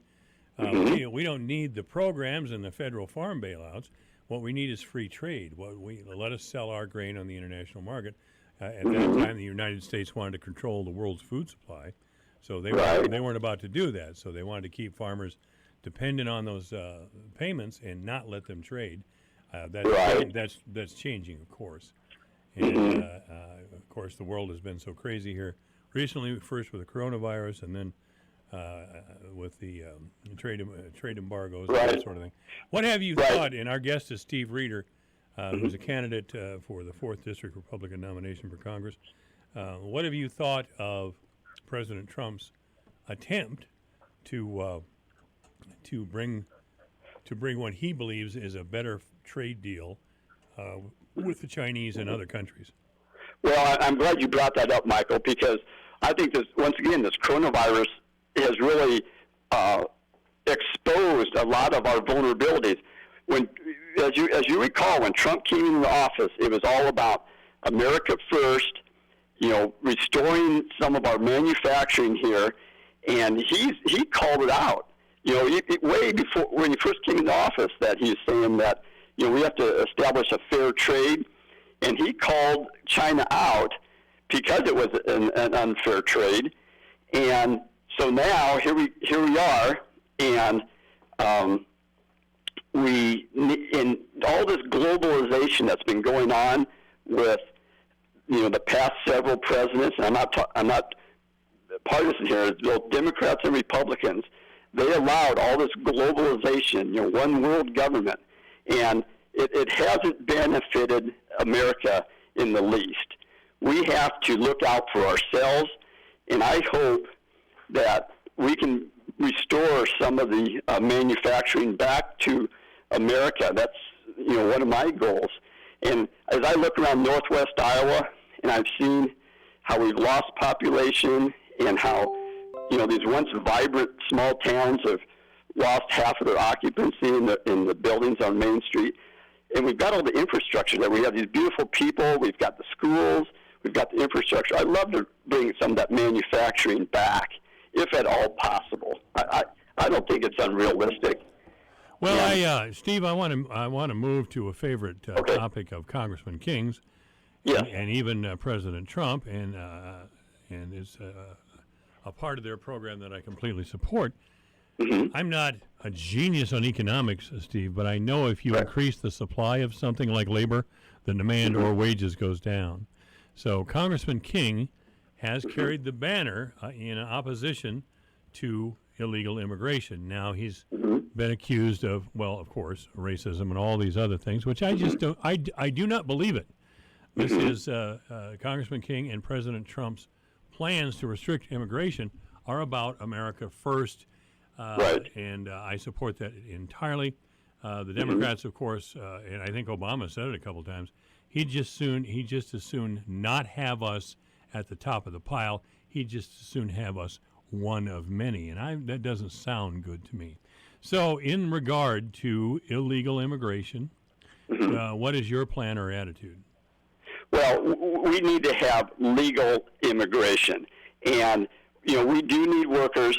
As we saw before the coronavirus, one of Kim Reynolds' big points that she was championing is we have such low employment here in Iowa that we need good workers, and I have no problem with immigration as long as it is done legally, but we do have to put Americans first. And I heard one story on the news here just recently about in part of the Democrats in part of this stimulus bill that they wanted to actually increase the amount of immigrants coming into the United States. I'm thinking, wait a minute. We're already, our unemployment is just skyrocketed because of the coronavirus, and we have to make sure we take care of our citizens first. And then, if we allowed, legal immigration. The past several administrations in our government, and the Congress and Senate is to blame also, were wrong in allowing so much unsecured, having unsecured borders to allow so many people to come in here illegally. We have to address it, obviously, because they're here now. But I do think that President Trump has taken the right steps to make sure that our borders are secure and that we allow the immigration to come in legally. Okay, Steve Reeder is our guest. Again, he's a candidate for the 4th District Congressional seat, now held by Steve King. He is a Republican, and he joins 3 other men at least who are challenging Congressman King. And, of course, J.D. Schulten's running around out there somewhere, but I can't take him seriously. Steve, we have 2 minutes, and I'm going to and my question to you is, why should you be our congressman? Well, I'm a huge advocate for also, we haven't mentioned education, and if people believe in strong families, strong communities, and strong Iowa, I hope that they would, support Steve Reeder. As I mentioned earlier, less government, more faith, more freedom is what I've been championing all around. And President Trump needs a really strong ally, and I would like to join him. And then one other quick thing, Michael, is I've noticed that a lot of the people I've aligned myself around the country, we have a lot of just solid patriots that are running for Congress. I want to join them in the 117th. We just don't need any more career politicians that want to fall in line with the same old, same old. We need people like President Trump, who one of the finest things I heard was by his son-in-law, Jared Kushner, when he said that President Trump was not willing to conform to the Washington, D.C. establishment, that instead he's making them conform to him. And I intend to do the exact same thing when I get to Washington. All right. Steve Reeder's been our guest. Steve, we hope to talk with you again, and we wish you every success. Do you have a Webster County campaign chairman or a regional campaign chairman in this area? You know, we have what we call county champions throughout the 39 counties of the 4th District. And anybody can look me up at readerforcongress.com. And I'm on the social media. You can follow me. You can get a real flavor for who I am just by watching my Instagram and my Twitter account. We'll do that. Steve Reeder has been our guest. Thank you, sir. Thank you, Michael. This is AM 1400 KVFD, the voice of Fort Dodge. Well, yes, it is, and we have a chance of rain later on today. It's been looking like it's going to rain most of the afternoon. 63 degrees right now, not bad, but overnight rain and maybe a thunderstorm with a low of 32. Boy, is the temperature going to drop. Tomorrow, freezing rain earlier in the day, then a chance of snow. Friday's not going to be a great day for us. Chance of rain and snow most of the day. Our high will only be 37, be pretty windy. On Saturday, sunny with a high of 50. Sunday, sunny with a high of 60. Monday, a chance of rain, sunny with a high of 70. 73 on Tuesday under a sunny sky, and 63 on Wednesday, sunny with a high of 63. We just have to get through Friday, I guess. I think we can do that. 63 degrees, cloudy sky now at AM 1400 KVFD, the voice of Fort Dodge. Obituaries this hour brought to you by Gunderson Funeral Home and Cremation Services at 1615 North 15th Street, Fort Dodge. You may contact Gunderson Funeral Home and Cremation Services by calling 515-576-7128 or online at www.gundersonfuneralhome.com. Daryl Kinsey of Dayton has died at the age of 84. Mr. Kinsey passed away early yesterday morning in Dayton. Of course, the coronavirus is preventing any sort of public funeral right now. And Glenn Munt, as I mentioned yesterday, died on Tuesday at the Boone County Hospital in Boone.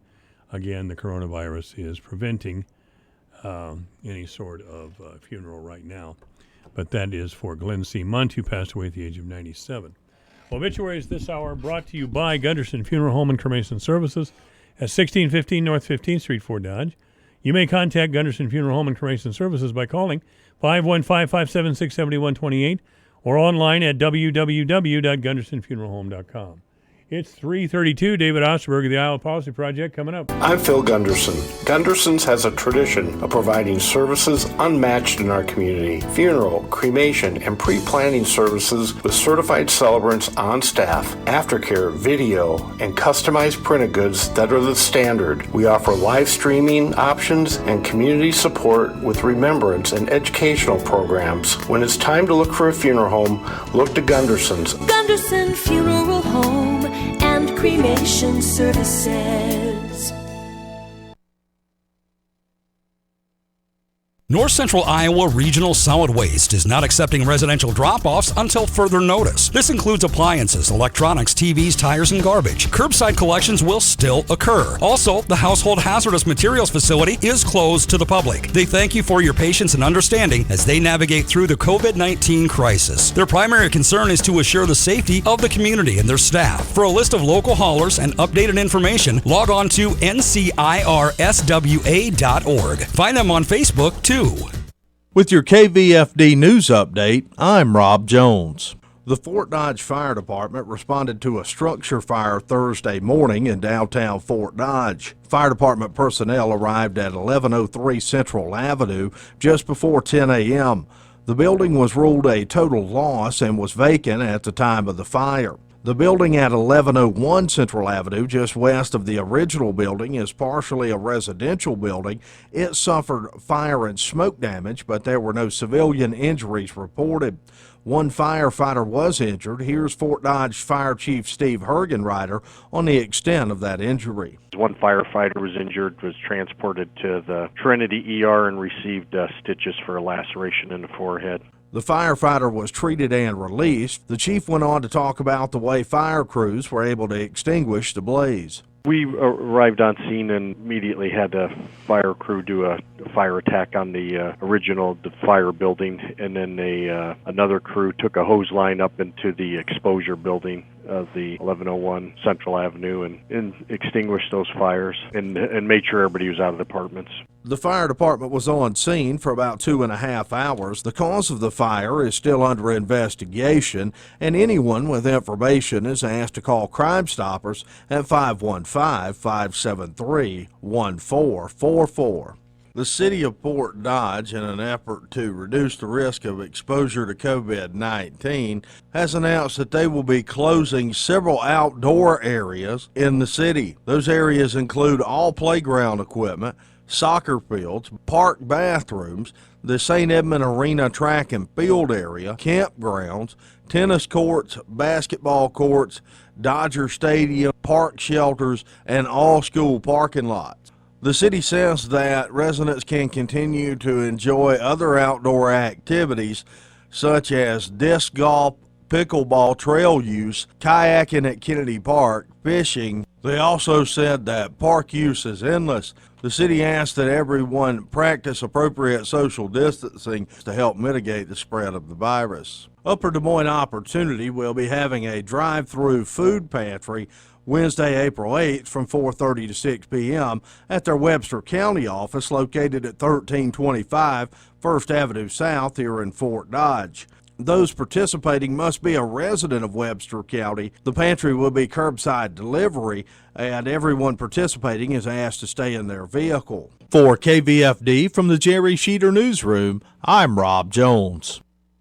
Here's a look at how the markets closed today. May corn down to 1 1/4 at 333 1/2. July down a quarter penny at 338 1/2. September up 1 1/4 at 342. December up 2 1/2 at 349 3/4. May soybeans down 4 cents at 858 3/4. July down 3 1/4 at 864. August down 3 1/4 at 865 1/2. September down 2 1/4 at 862 1/2. May wheat closed down 8 1/2 at 541 3/4. Soybean meal down 5.80 a ton at 309.10. April live cattle down the 450 limit at 92.82. June limit down at 83.07. April feeder cattle down the 675 limit at 110.67.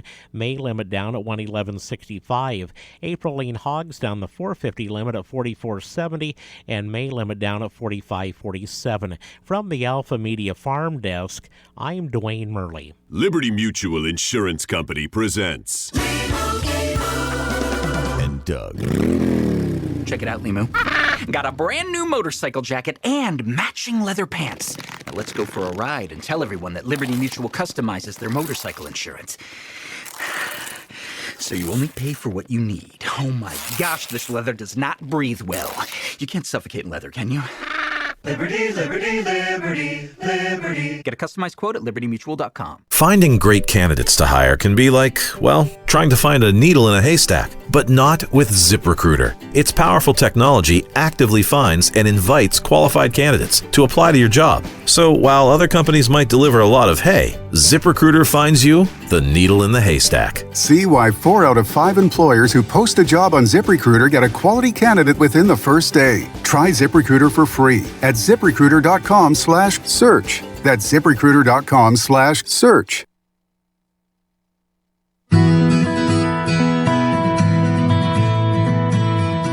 Researchers at Purdue University have created a portable device that works with smartphones and laptops to test for E. coli in food.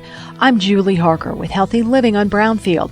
The technology involves both hardware, a smartphone cradle, and a software application downloaded on the phone. The combination allows the smartphone to use low light to detect the presence of bacteria that cause foodborne illnesses. The technology is part of a larger trend of using smartphones for more than communication and entertainment. The rapid detection could be critical in getting safe produce to consumers. More than 200 outbreaks of E. coli and romaine lettuce last year highlighted the need for traceability, transparency, and quick detection.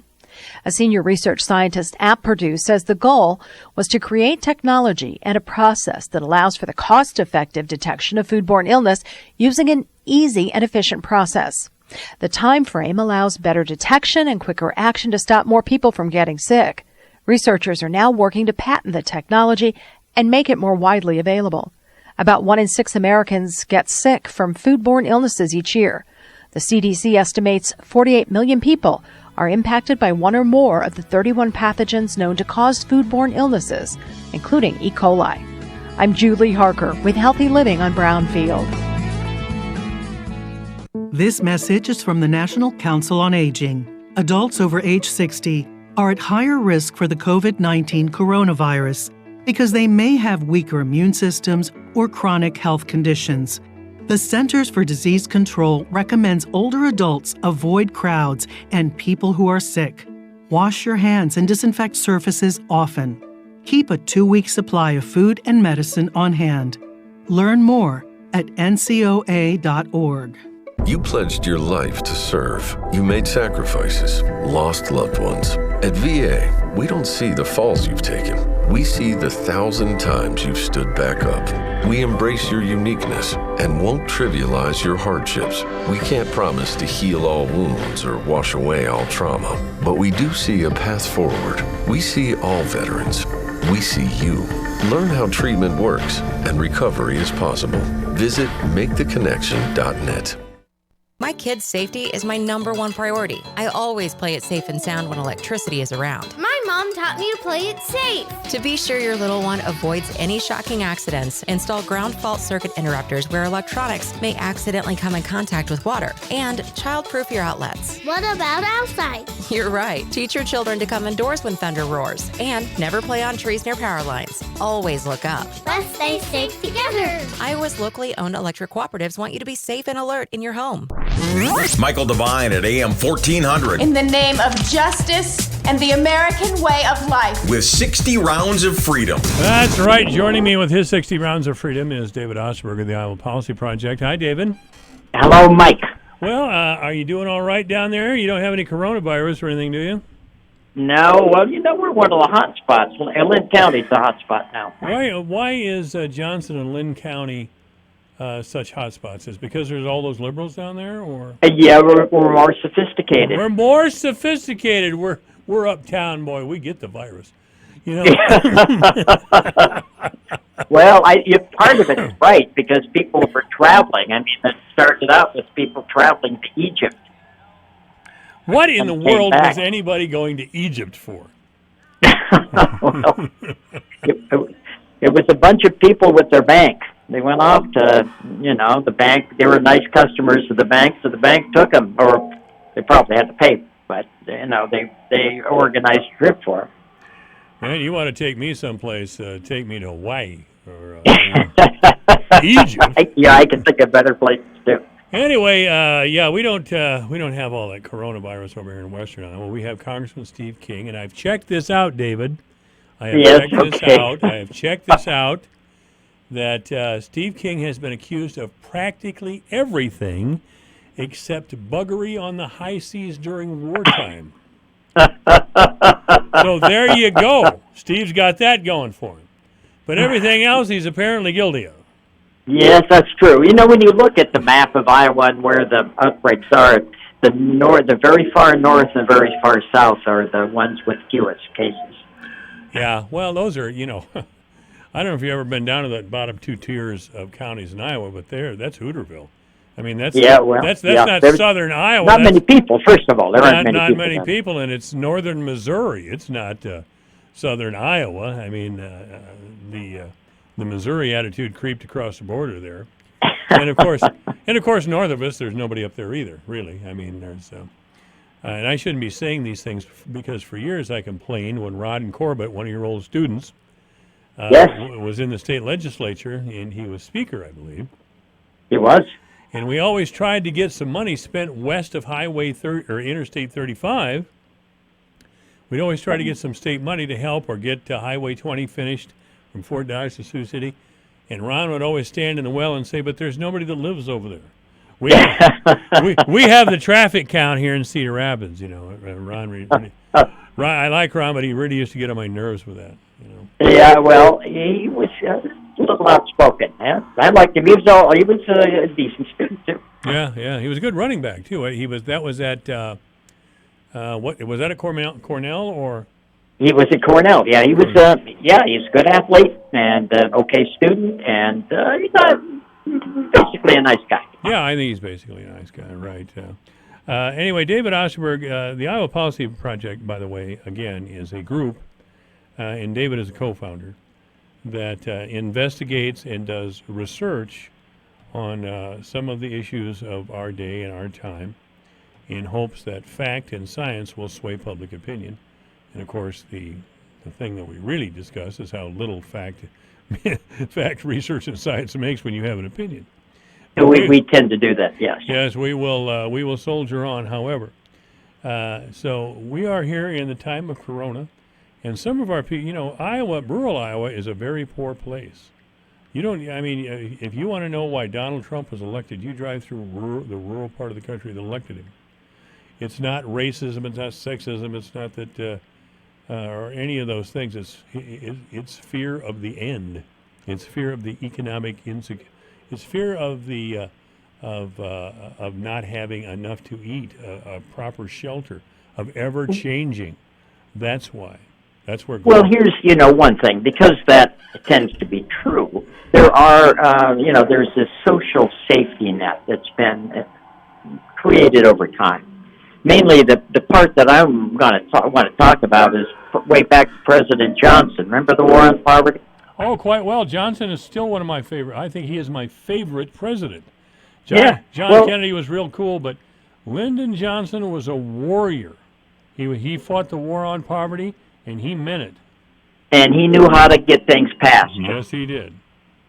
And so one of the things with the community action agencies that, still exist, and programs like something called LIHEAP. Have you heard of LIHEAP? It's low income. It's called the Low Income Heating Assistance Program. Okay. And what it does is it'll make a one-time payment to your utility company or your fuel vendor if you have one of them, and it's to try to bring down the cost for people to heat their homes, heat and electricity too. Sure. So anyway, LIHEAP has existed for a long time. Only about less than 40% of the people who could get it. But as part of this whole new stimulus, they put a bunch more money into LIHEAP. And they've extended the deadline by the time you have to apply to May 31st of this year. Okay. So if you're a low-income person and you've just lost your job, you may be eligible. Maybe. I mean, it's like every other program, you have to go through some hoops. Sure. And it's Upper Des Moines Opportunity that does this. Upper Des Moines. In your area. Yeah. It's a community action agency, and they're not open. I mean, they're not taking, it's coronavirus. They're not taking people walking in. Sure. But you can go, Google them online, Upper Des Moines Opportunity, and you can find all this stuff. The phone number is a 515 number, of course. It's 567-7774. That should be easy to remember. 567-7774 to find out if you are eligible. Now, Besides that, LIHEAP is also tied to this moratorium. The utility company can't shut you off in the middle of the winter, right? And that's been the law for a long time. And what the Utilities Board has done is to make it stop the utilities from shutting anybody off for not paying their bill. Well, that's a good idea. It's a real good idea, and they've done that for including the municipal utilities and the co-ops. They are restricted from disconnecting anybody until Governor Reynolds lifts this emergency. And also for water utilities, they are strongly recommending, encouraging them not to be shutting anybody off. I mean, if you have to wash your hands as many times as you and I are washing our hands, you don't want your water shut off, for crying out loud. Well, no, and that should not be part of our culture. I mean, our culture has changed over the many years, I understand. But ruthless, uncompromising, and cruel capitalism is not what our culture is built on. Capitalism, by the way, ladies and gentlemen, is not in the Constitution. It was not on Moses' tablets. It's just an economic system, and it has flaws, as all of them do. If you want to tell me that socialism is bad, I'll agree, or it has its flaws, I'll agree. If you want to tell me that communism sucks, oh God, I'm in there with you. But don't tell me that unfettered capitalism is the way of the United States and what makes us great. That's baloney. And that's about as, if you care ever to debate that point with me, please do. And by the way, you live in a socialist state, okay? Iowa's a socialist state. It always has been, it always will be. The richest people in this state got that way in part by socialism! So shut up about socialism. You know what I'm talking about, David? Yeah, I got you. No, I got you. And the eligibility for this program is like your family of four, it's $45K. So a lot of people that are your listeners could apply and see if they're eligible for LIHEAP. And they're not going to get shut off. Both of those things are happening. I mean, we're doing all kinds of things that we haven't done before. This rampant capitalism is kind of in abeyance because we recognize that Americans live paycheck to paycheck, a whole bunch of them do. And if you shut down everybody's job because of for no fault of their own, we have to intervene and do something. And that's why the new money for LIHEAP came. Last week when the Republicans and Democrats finally got together and passed that big stimulus bill or relief bill or whatever you want to say, there was a Representative Thomas Massey from Kentucky. Yeah, right. Who stood up and demanded a voice vote. Now, a voice vote requires everybody to be present in the halls of Congress. And, of course, several weren't because they were sheltering in place at home. But he made a big deal out of it and nearly derailed the whole thing. I'm telling you this because I'd like to offer to wrestle Representative Thomas Massey in a cage match. And, the first one who is pinned 3 times, which will be him, loses. But that was just an example. And he was just goaded into it by a few of the people who were in the House Freedom Caucus. And I don't know why he thought that would make him look good, even in Kentucky, which is Mitch McConnell's state, of course. But it was just infuriating and embarrassing for everybody. Yeah, he's kind of beyond that caucus. I think he's even further to the right of them. Well, if he is, he's further out of his mind than he should be, and he shouldn't be representing anybody. Not in Congress. He shouldn't have the power to do something like that. But yes, we're here we are with President Trump and socialism, actually. And even President Trump realizes that this is an extraordinary situation. And Finally. Yeah, well, I mean, nobody wanted to dive right in. A lot of people are all over Trump, of course, and they're going to be all over him a lot of times, whether he's doing anything or not. They just don't. There's a lot of people who, just hate Trump. But I think he went slow, and he made some irresponsible remarks last January and February when the virus was just rolling. But I'm glad to see he's taking this with a certain amount of gravity now. And as a matter of fact, Ron DeSantis, the governor of Florida, said that he decided to order all Florida citizens to shelter in place because of President Trump's changed attitude. That the president has been on television talking very solemnly about what's happening in our country. And that's what we need to do, of course. And if that inspired I'm not saying what DeSantis did is right or wrong, but I'm glad to see that Trump has the proper attitude now. This is no laughing matter. I'm one of those guys that never takes anything too seriously, but I'm not stupid either. I'm not going to get myself hurt, or sick if I can avoid it. So I'm glad all of those things are going on. Is there any other relief that the people hardest hit economically are always the poor folks. They always are, and we ought to be thinking about, now that we seem to give a damn about poor people, right, which isn't very often that we do. This is short-lived because if they're poor, it's because they didn't work hard enough or get some training or. That's right, and morons. And so when you look at the whole question of why this LIHEAP money is necessary, right, all the time. Well, you and I, if you look at our income and find out what portion of our income is going to be taken for our utility bills, it's going to be some number. If you're poor, it's going to be 3 times as much. So it isn't that this poor person just is shirking her responsibilities. It's that she doesn't have the money.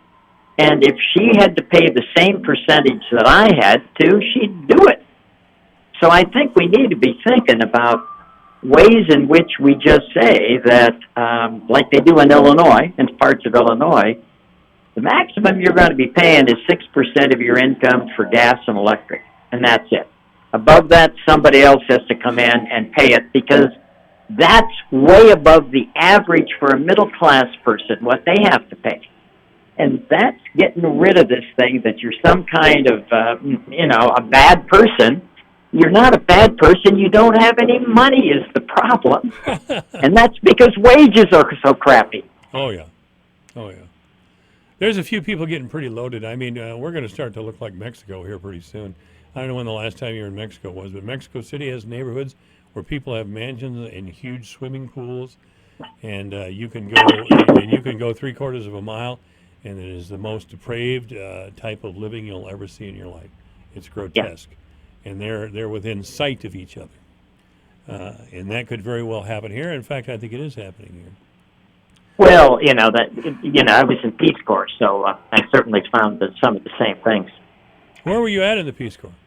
I was in Iran. Oh, wow. Yeah, no kidding. It was kind of an exciting time to be there. I bet it was more exciting in the 80s, but that's okay. It was a little after I left, then it got real exciting. Well, I went overseas too, but it wasn't in the Peace Corps. It's a long time ago, boy, I'll tell you. By the way, Robert Caro, C-A-R-O, wrote a terrific series on the life of Lyndon Johnson. It's a four-book series, and I've read it. I have it, and I've read it more than once, all of the books. And if you want to know what life was like in the Depression, and why some were inspired as Lyndon Johnson was toward the war on poverty and to change our culture, Robert Caro has done a terrific job with his saga of Lyndon Johnson's life. Boy, you think times are tough now. You should have seen Iowa and the whole middle part of the country, and really the whole country, during the Great Depression. It was very grim, very grim. And some, like Johnson, to his credit, vowed to change that. And remember, he remembered what it was like. Oh, he sure did. He and his little brother would walk 2 or 3 miles from their farmhouse in West Texas until they came upon a road. And they would sit there all afternoon for the excitement of seeing a car drive by. That's the truth. Really? And if they got 2 cars in one afternoon, that was really something, because they were out there with their folks, and that was it. They were subsistence farmers, and that was a long way away. Anyway, I'm getting a little grim here, sorry. David Osterberg, thank you for being here. Well, you bet. And remember that LIHEAP program. I think some of your listeners may be eligible where, they didn't know they were. Well, that's a good thing. Thank you, David. Okay, Mike. All right, this is AM 1400 KVFD, the voice of Fort Allen. During this challenging and unprecedented time, Gunderson's is here to serve with expert guidance and understanding to each family and their unique needs. We provide options for funeral, cremation, memorial, virtual, and webcast services, either presently or at a later date. We understand that grief does not wait. We are trained to help you walk this path to bring comfort and support. Every life deserves to be recognized and celebrated, whether it be together or afar. Around here, life is a continuous circle. We have friend circles, business circles, great work, and occasionally circles under our eyes. At our best, we have a circle of caring people around us. That's the power of Mercy One, a healthcare support network 20,000 strong, personalizing your care by keeping you at the center of everything we do. Mercy One, your best life, our one purpose. Investments in securities involve the risk of loss. Navigating the stock market can be pretty scary when you retire. Some investors choose annuities, which seem to take the risk out of investing. But Fisher Investments says, watch out. Annuities don't always provide the safety they promise. You can't take a chance. If you have $500,000 or more, call 1-800-885-7733 for Fisher's free guide, Annuity Insights. It answers the annuity questions you should ask. 1-800-885-7733. From tuning an engine to replacing a fuse, you can learn it all under the hood. Heard every Saturday afternoon from 2 till 4 on the voice of Fort Dodge, AM 1400, KVFD, Fort Dodge.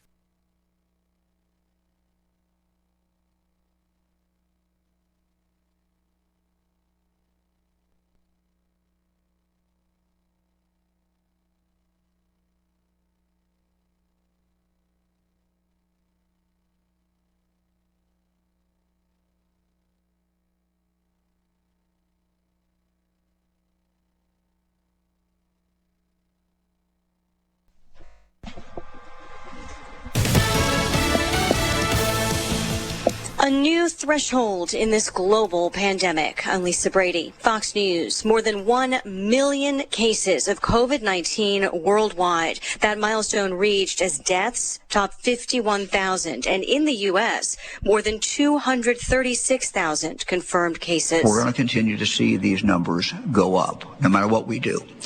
But we can keep the numbers down, and we can continue to see.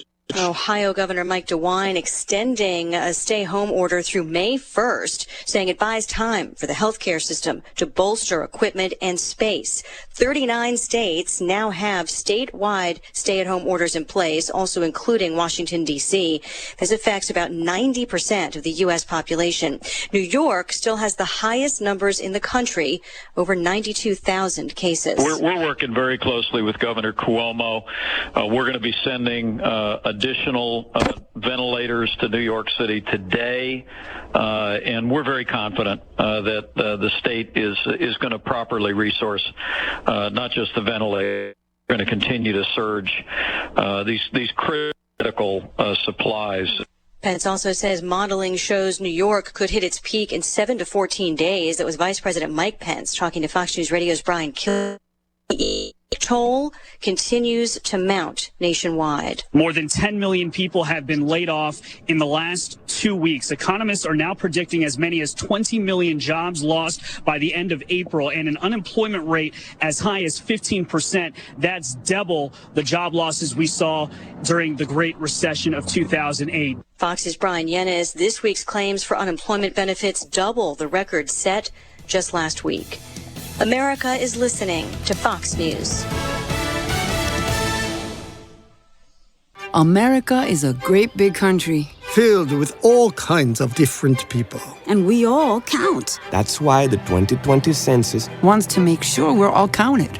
Why is it so important? Because the census helps inform how hundreds of billions of dollars will be spent each year for things like new roads, health clinics, even more school programs. So make sure you're counted. Because you count. Shape your future. Start here. Complete the census at 2020census.gov. Paid for by U.S. Census Bureau.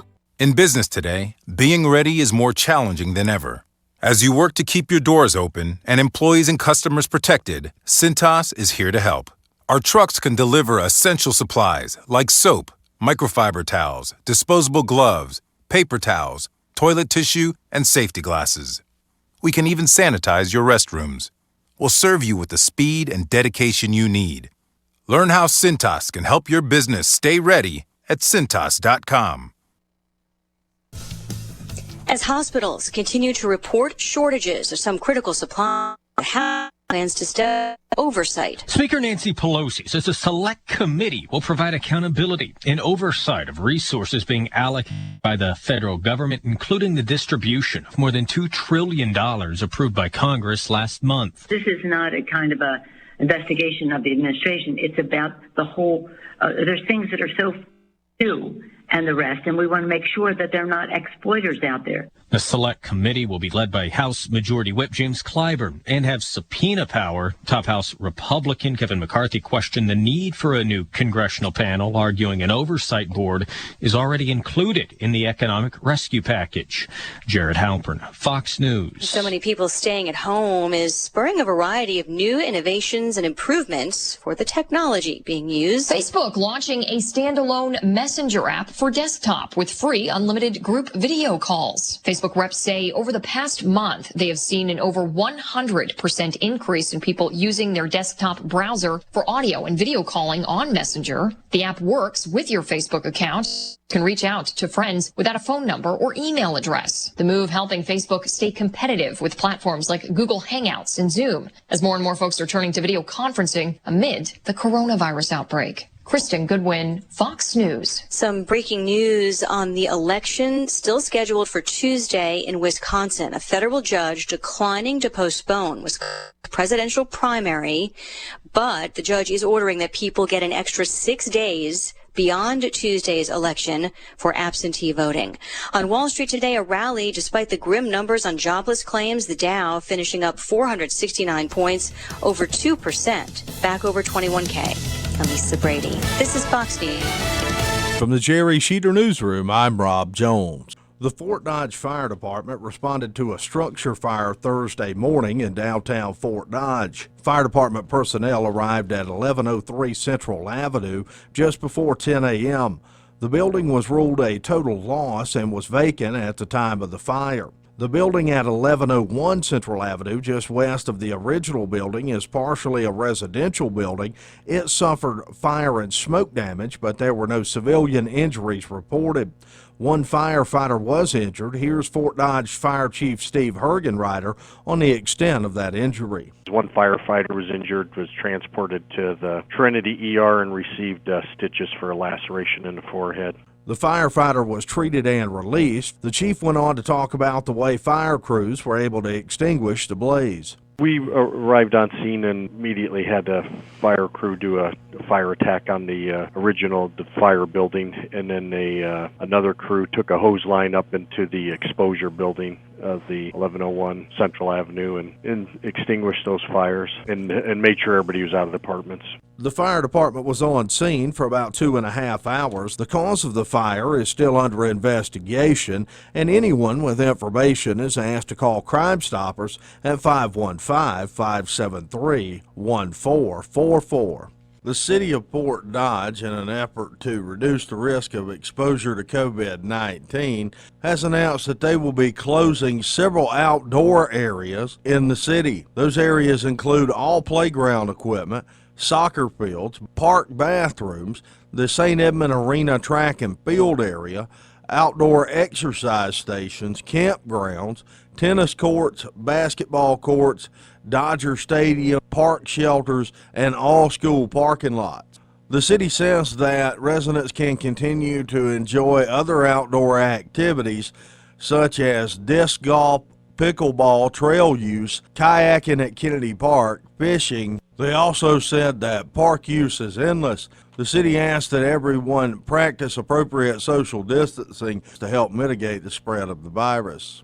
Governor Kim Reynolds spoke to the media Wednesday afternoon. The governor says that the upcoming few weeks are critical as COVID-19 cases are expected to peak. The next 2 to 3 weeks is critical time for our nation as we prepare for COVID-19 cases to spike. The actions of every Iowan matter, and we must all do our part to slow the spread of the virus and save lives. The governor talked about this being a trying and uncertain time. It really is a difficult time. Iowans are feeling uncertain about their day-to-day life and even more concerned about what's to come in the next weeks, in the weeks and months ahead. Governor Reynolds then introduced Gerd Claybaugh from the Iowa Department of Public Health, and he says that right now is an important time to focus on our own mental well-being. We want to be sure we're taking good care of ourselves, that what Iowans can do to assure that they're taking care of themselves, their mental health and well-being. There are services here that will help us all navigate the new normal during COVID-19 response. Claybaugh says that taking control of our thought process can be very positive. While the fear of the unknown can be unsettling, taking control can help you feel empowered and counteract the stress you may be feeling. The governor then did have some positive news about a group in the state that is helping out during this time of need. Over the course of the last few days, dentists from across Iowa have donated their PPE to healthcare facilities in their communities to help during this crisis.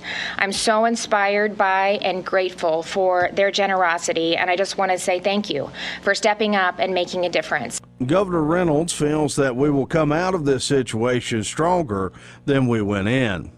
We are going to get through this. We are in for some rough times, but we are Iowans, and I believe we are going to come out stronger when we get through this. The comments of Governor Reynolds and Gerd Claybaugh are courtesy of the Iowa PBS YouTube channel. Upper Des Moines Opportunity will be having a drive-through food pantry Wednesday, April 8th from 4:30 to 6 p.m. at their Webster County office located at 1325 First Avenue South here in Fort Dodge. Those participating must be a resident of Webster County, and everyone participating is asked to stay in their vehicle. As a precautionary measure, the May Day Luncheon supporting Fighting Angels Abreast Breast Cancer Dragon Boat Team has been postponed. The new date for the event will now be Friday, September 4th. That's your Alpha Media News Update from the Jerry Sheeter Newsroom. I'm Rob Jones. Here's the AM 1400 KVFD Weatherology forecast. A winter weather advisory begins at 1 a.m. early tomorrow morning and continues until 4 p.m. tomorrow afternoon. Cloudy skies expected this afternoon with scattered rain showers likely. High of 63. Southeast winds 10 to 20 miles per hour. Scattered thunderstorms likely. Tonight 32. Cloudy. From the Weatherology Weather Center, I'm meteorologist Jennifer Wojcicki. Currently it's 61. Ride the bus with the Dart and Midas trends. Need to get somewhere in Hamilton, Pocahontas, Calhoun, or Humboldt County? Midas will take you there. Live in Manson and need a ride to the grocery store? Midas will take you there. Live in Webster City and need a ride to the theater? Midas will take you there. Live in Rockwell City and need to get to the clinic? Midas will take you there. Call 800 Bus Ride. Midas, helping you get where you want to go. Your connection to Jefferson Lines. Our job here is getting you there. Ride the bus. Guys, waking up over and over to pee is not okay. You can reduce those nighttime bathroom trips with the ingredients in Super Beta Prostate P3 Advanced. You can try a full 30-day bottle free. Just pay shipping and handling. No strings attached, no obligations, and no commitments to buy. Call 1-800-424-7115. 1-800-424-7115. 1-800-424-7115. Around here, life is a continuous circle. We have friend circles, business circles, Great work. and occasionally circles under our eyes. At our best, we have a circle of caring people around us. That's the power of Mercy One, a healthcare support network 20,000 strong, personalizing your care by keeping you at the center of everything we do. Mercy One, your best life, our one purpose. Michael Devine, the Doctor of Truth. Does anyone have anything they'd like to confess? That AM 1400 KVFD. Well, yes, I have a confession. I'm having a pretty good time today, even with a gray sky and the coronavirus and all that nonsense. This is the time of week we usually have Mayor Matt Bermick on the air, but he hasn't called yet.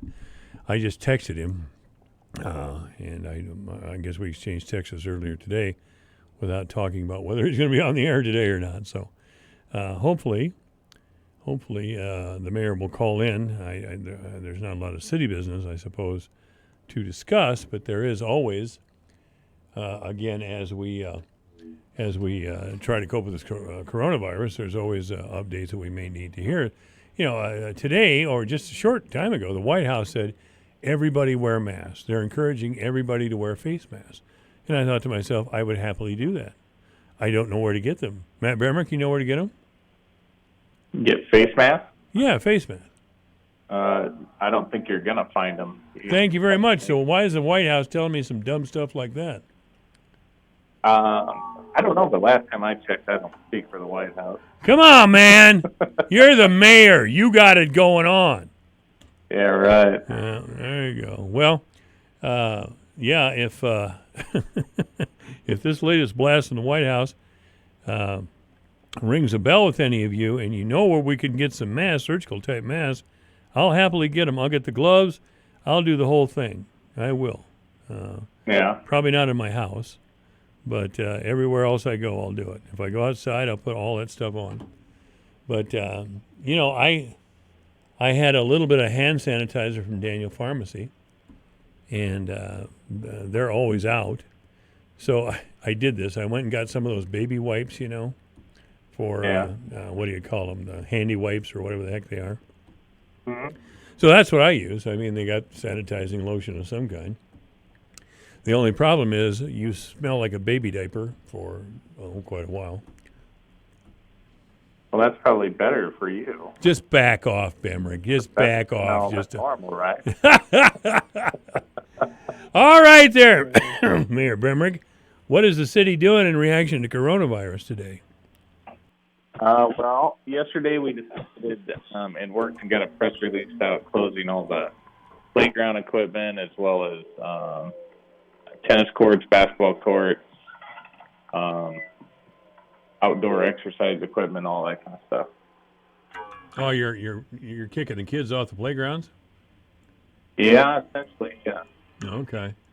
Well, I don't know whether some are overreacting or not. I'm taking it seriously. I really am. And sometimes I wonder if we're not doing too much. But how does a person know? We just don't know.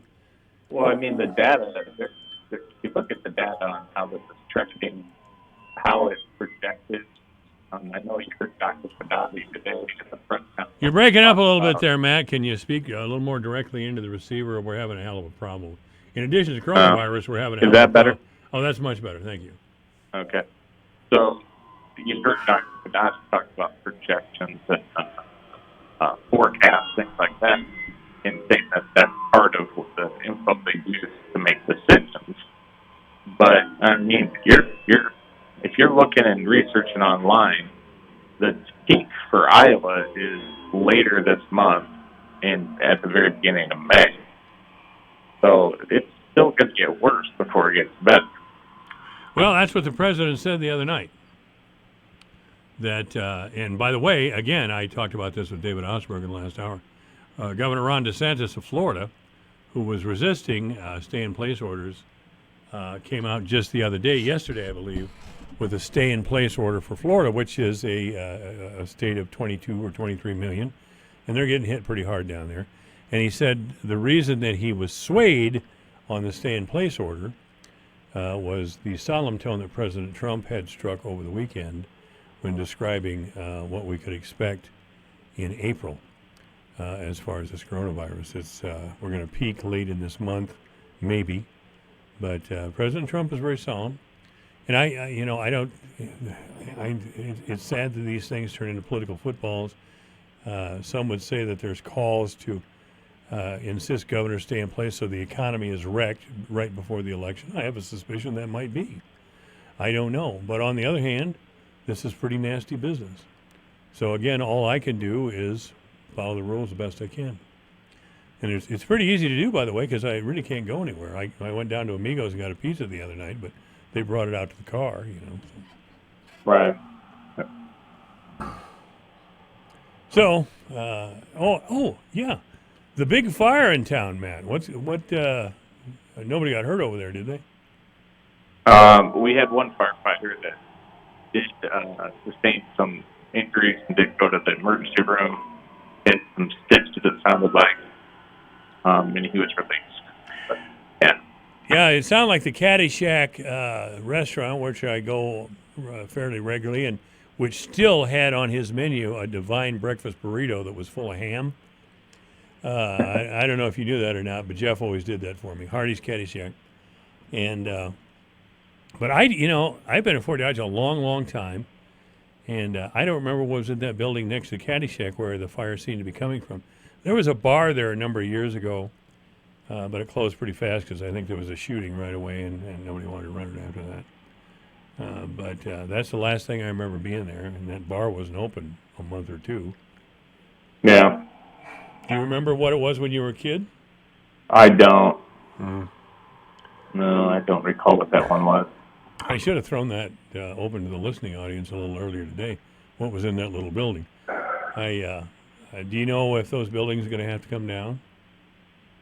I don't at this point. I mean, I'm sure the fire is still, being investigated for the cause and all that stuff. So, I would just recommend there'll be a press release that goes out eventually, either later today or tomorrow.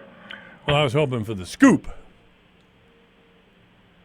Well, I'm the wrong guy to give you that because I'm not involved in the actual investigation. Come on, So, you just no, don't I'm want not. you just don't want to tell. No, that's not true. Are you sure? I'm positive. You just want to run it over to the messenger. Yeah, right. So, is there anything happening here in the city that we should talk about? It's kind of business as usual with city stuff. We had a bid letting this morning, and Rash Construction was the successful bidder on that project. It's CSI Phase 2 Duncombe neighborhood. Right. So Rash got that job at $3.4 million. Well, the Rash people are solid. Yeah. What's Rash doing out at the old Hy-Vee store? Well, that's what the school district's turning into the new central office. They bought that, I know. Yeah. And then it kind of sat there for a while. So they're remodeling. It must be because they're renovating that building to put the central offices in there. All the central offices. Yeah. Where are they now? Are they down to Old Airy School or? Correct. Yeah. Okay. What are we going to do with Airy School? I believe that's going to be turned back into a school. Oh. It's part of their reorganize that the school district's been working on. You probably want to go to somebody like Jesse to get the details on that. Somebody like who? Dr. Ulrich. Oh, Dr. Ulrich. Oh, sure, yeah. Yeah, I don't want to speak for them. I don't know all their details. Well, yeah, I don't. I just drove by just over the weekend in the evening, and saw that Rash had their stuff out there, and they were busting up concrete and all this sort of thing. And it's been a few years since the school, or a couple years anyway, since the school bought the building, and I just forgot, I guess. Just forgot that the school was probably going to want to renovate in some way.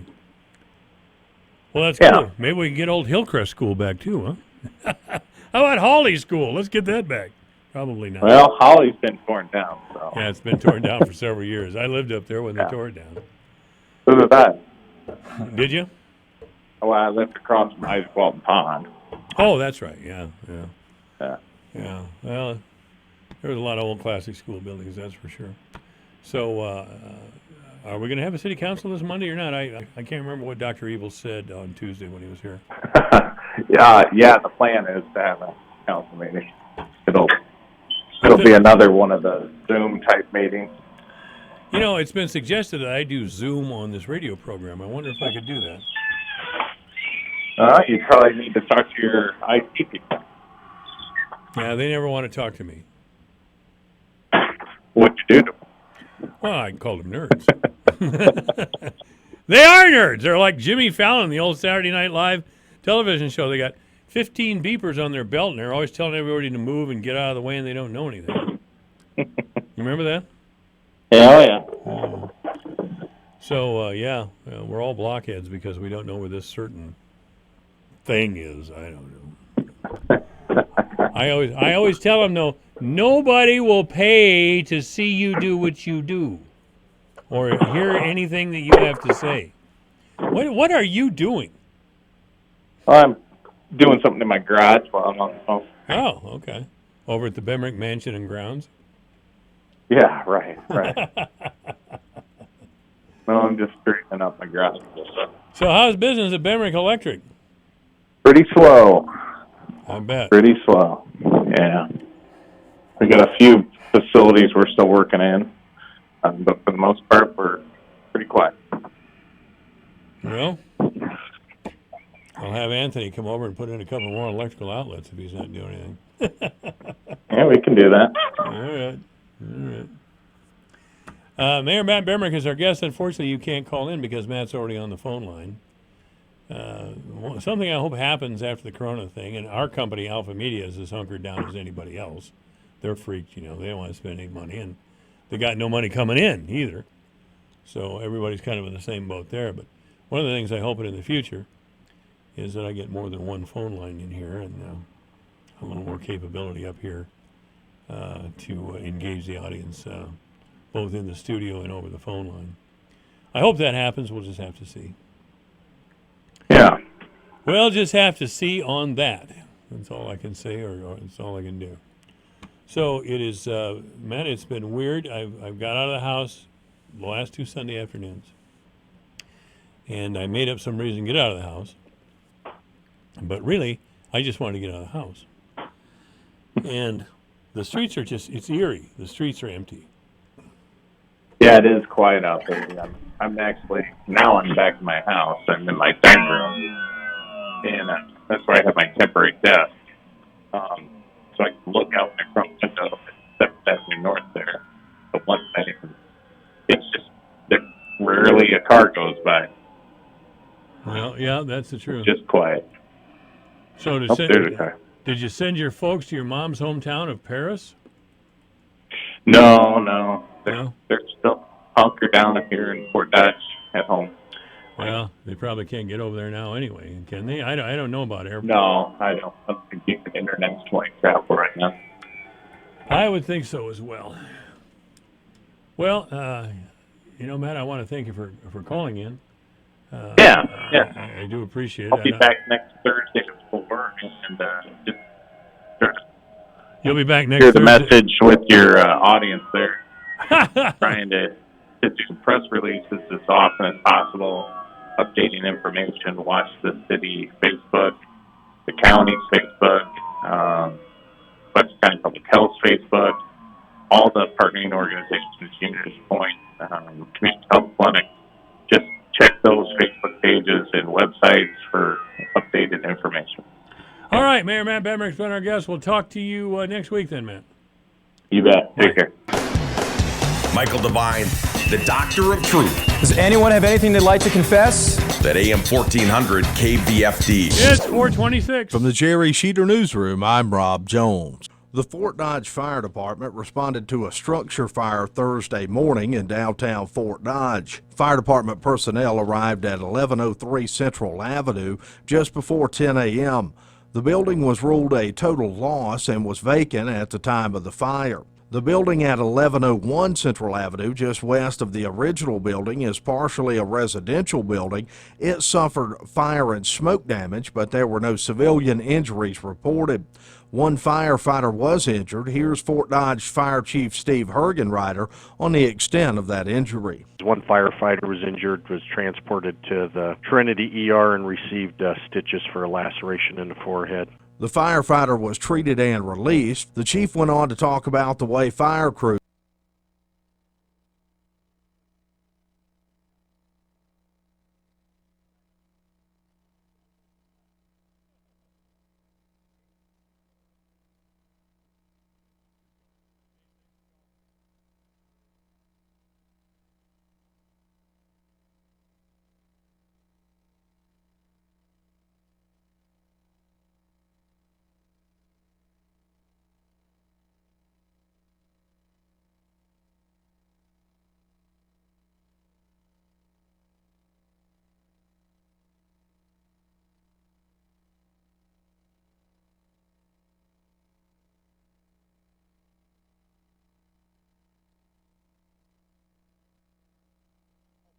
playground equipment, soccer fields, park bathrooms, the St. Edmund Arena track and field area, outdoor exercise stations, campgrounds, tennis courts, basketball courts, Dodger Stadium, park shelters, and all school parking lots. The city says that residents can continue to enjoy other outdoor activities such as disc golf, pickleball, trail use, kayaking at Kennedy Park, fishing. They also said that park use is endless. The city asked that everyone practice appropriate social distancing to help mitigate the spread of the virus. Governor Kim Reynolds spoke to the media Wednesday afternoon. The governor says that the upcoming few weeks are critical as COVID-19 cases are expected to peak. The next 2 to 3 weeks is critical time for our nation as we prepare for COVID-19 cases to spike. The actions of every Iowan matter, and we must all do our part to slow the spread of the virus and save lives. The governor talked about this being a trying and uncertain time. It really is a difficult time. Iowans are feeling uncertain about their day-to-day life and even more concerned about what's to come in the next weeks, in the weeks and months ahead. Governor Reynolds then introduced Gerd Claybaugh from the Iowa Department of Public Health, and he says that right now is an important time to focus on our own mental well-being. We want to be sure we're taking good care of ourselves, that what Iowans can do to assure that they're taking care of themselves, their mental health and well-being. There are services here that will help us all navigate the new normal during COVID-19 response. Claybaugh says that taking control of our thought process can be very positive. While the fear of the unknown can be unsettling, taking control can help you feel empowered and counteract the stress you may be feeling. The governor then did have some positive news about a group in the state that is helping out during this time of need. Over the course of the last few days, dentists from across Iowa have donated their PPE to healthcare facilities in their communities to help during this crisis. I'm so inspired by and grateful for their generosity, and I just want to say thank you for stepping up and making a difference. Governor Reynolds feels that we will come out of this situation stronger than we went in. We are going to get through this. We are in for some rough times, but we are Iowans, and I believe we are going to come out stronger when we get through this. The comments of Governor Reynolds and Gerd Claybaugh are courtesy of the Iowa PBS YouTube channel. Upper Des Moines Opportunity will be having a drive-through food pantry Wednesday, April 8th from 4:30 to 6 p.m. at their Webster County office located at 1325 First Avenue South here in Fort Dodge. Those participating must be a resident of Webster County, and everyone participating is asked to stay in their vehicle. As a precautionary measure, the May Day luncheon supporting Fighting Angels Abreast Breast Cancer Dragon Boat Team has been postponed. The new date for the event will now be Friday, September 4th. That's your Alpha Media News Update from the Jerry Sheeter Newsroom. I'm Rob Jones. This is AM 1400, KVFD, the voice of Fort Dodge. I'm Michael Devine with a look at the weather. I used to say that all the time. With a look at the weather. 61 degrees. Our day's high was 63. Some showers the rest of today in overnight. Showers, thunderstorms, all that sort of thing. Going to get cooler tonight. Going to get down to 32 degrees, which, of course, is freezing. And not surprisingly, then, we're going to have freezing rain tomorrow morning, off and on, all day. Then a slight chance of rain and snow late in the afternoon, 4 or 5 in the afternoon. Cloudy, high only 37 with a lot of wind, so that totally bites. On Saturday, it'll be sunny with a high of 48. Sunday, mostly sunny with a high of 60. Yeah, it gets better. Monday, a chance of rain, but a high of 70. Tuesday, partly sunny with a high of 75. We're looking forward to the first of next week. And on Wednesday, it'll be sunny with a high of 63. Right now, again, 61 degrees at AM 1400, KVFD, the voice of Fort Dodge. Obituaries this hour brought to you by the historic Bruce Funeral Home at 923 First Avenue South in Fort Dodge. You may contact the historic Bruce Funeral Home by calling 515-576-5117 or online at www.brucesfuneralhome.com. Darrell Kinsey has died. Mr. Darrell K. Kinsey, 84 years old, died on Wednesday at his home. Of course, there will be no services right away due to federal guidelines due to the COVID virus, of course. And so the family will not be having, again, a public memorial at this time, probably later. But Daryl Kinsey has died, and the obituaries have been brought to you by the historic Bruce Funeral Home at 923 First Avenue South, Fort Dodge. You may contact the historic Bruce Funeral Home by calling 515-576-5117 or online at www.brucesfuneralhome.com. It's 4:33. Here's a look at how the markets closed today. May corn down 1 1/4 at 3.33 1/2. July down 1/4 penny at 3.38 1/2. September up 1 1/4 at 3.42. December up 2 1/2 at 3.49 3/4. May soybeans down 4 cents at 8.58 3/4. July down 3 1/4 at 8.64. August down 3 1/4 at 8.65 1/2. September down 2 1/4 at 8.62 1/2. May wheat closed down 8 1/2 at 5.41 3/4. Soybean meal down 5.80 a ton at 3.0910. April live cattle down the 450 limit at 92.82. June limit down at 83.07. April feeder cattle down the 675 limit at 110.67. May limit down at 111.65. April lean hogs down the 450 limit at 44.70 and May limit down at 45.47. From the Alpha Media Farm Desk, I'm Dwayne Murley. I'm Connell McShane. This is the Fox Business Report.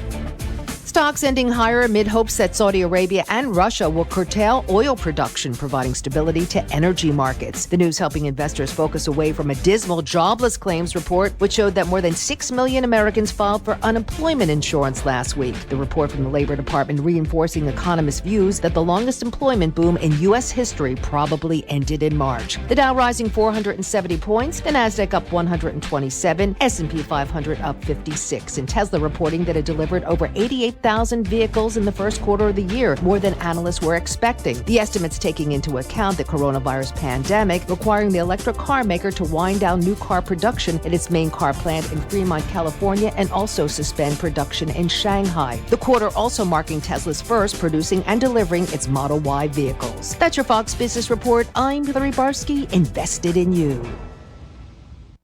Do you approve of President Trump's handling of the coronavirus pandemic? The big media and Nancy Pelosi are blaming him. Now you can let America know your opinion about President Trump. Vote today in Newsmax's poll. Just text the word VOTE to 39747. That's VOTE to 39747. And Newsmax will share the poll results with Congress and the media. It takes only a minute. So text VOTE to 39747 and let your voice be heard right now.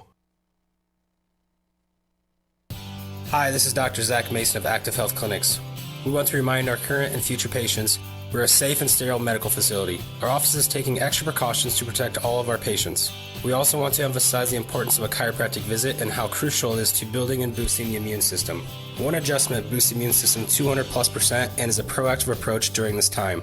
We look forward to helping you and to building a strong, healthy community. We're Active Health Clinics, Fort Dodge. I'm Phil Gunderson. Gunderson's has a tradition of providing services unmatched in our community. Funeral, cremation, and pre-planning services with certified celebrants on staff, aftercare, video, and customized printed goods that are the standard. We offer live streaming options and community support with remembrance and educational programs. When it's time to look for a funeral home, look to Gunderson's. Gunderson Funeral Home and Cremation Services.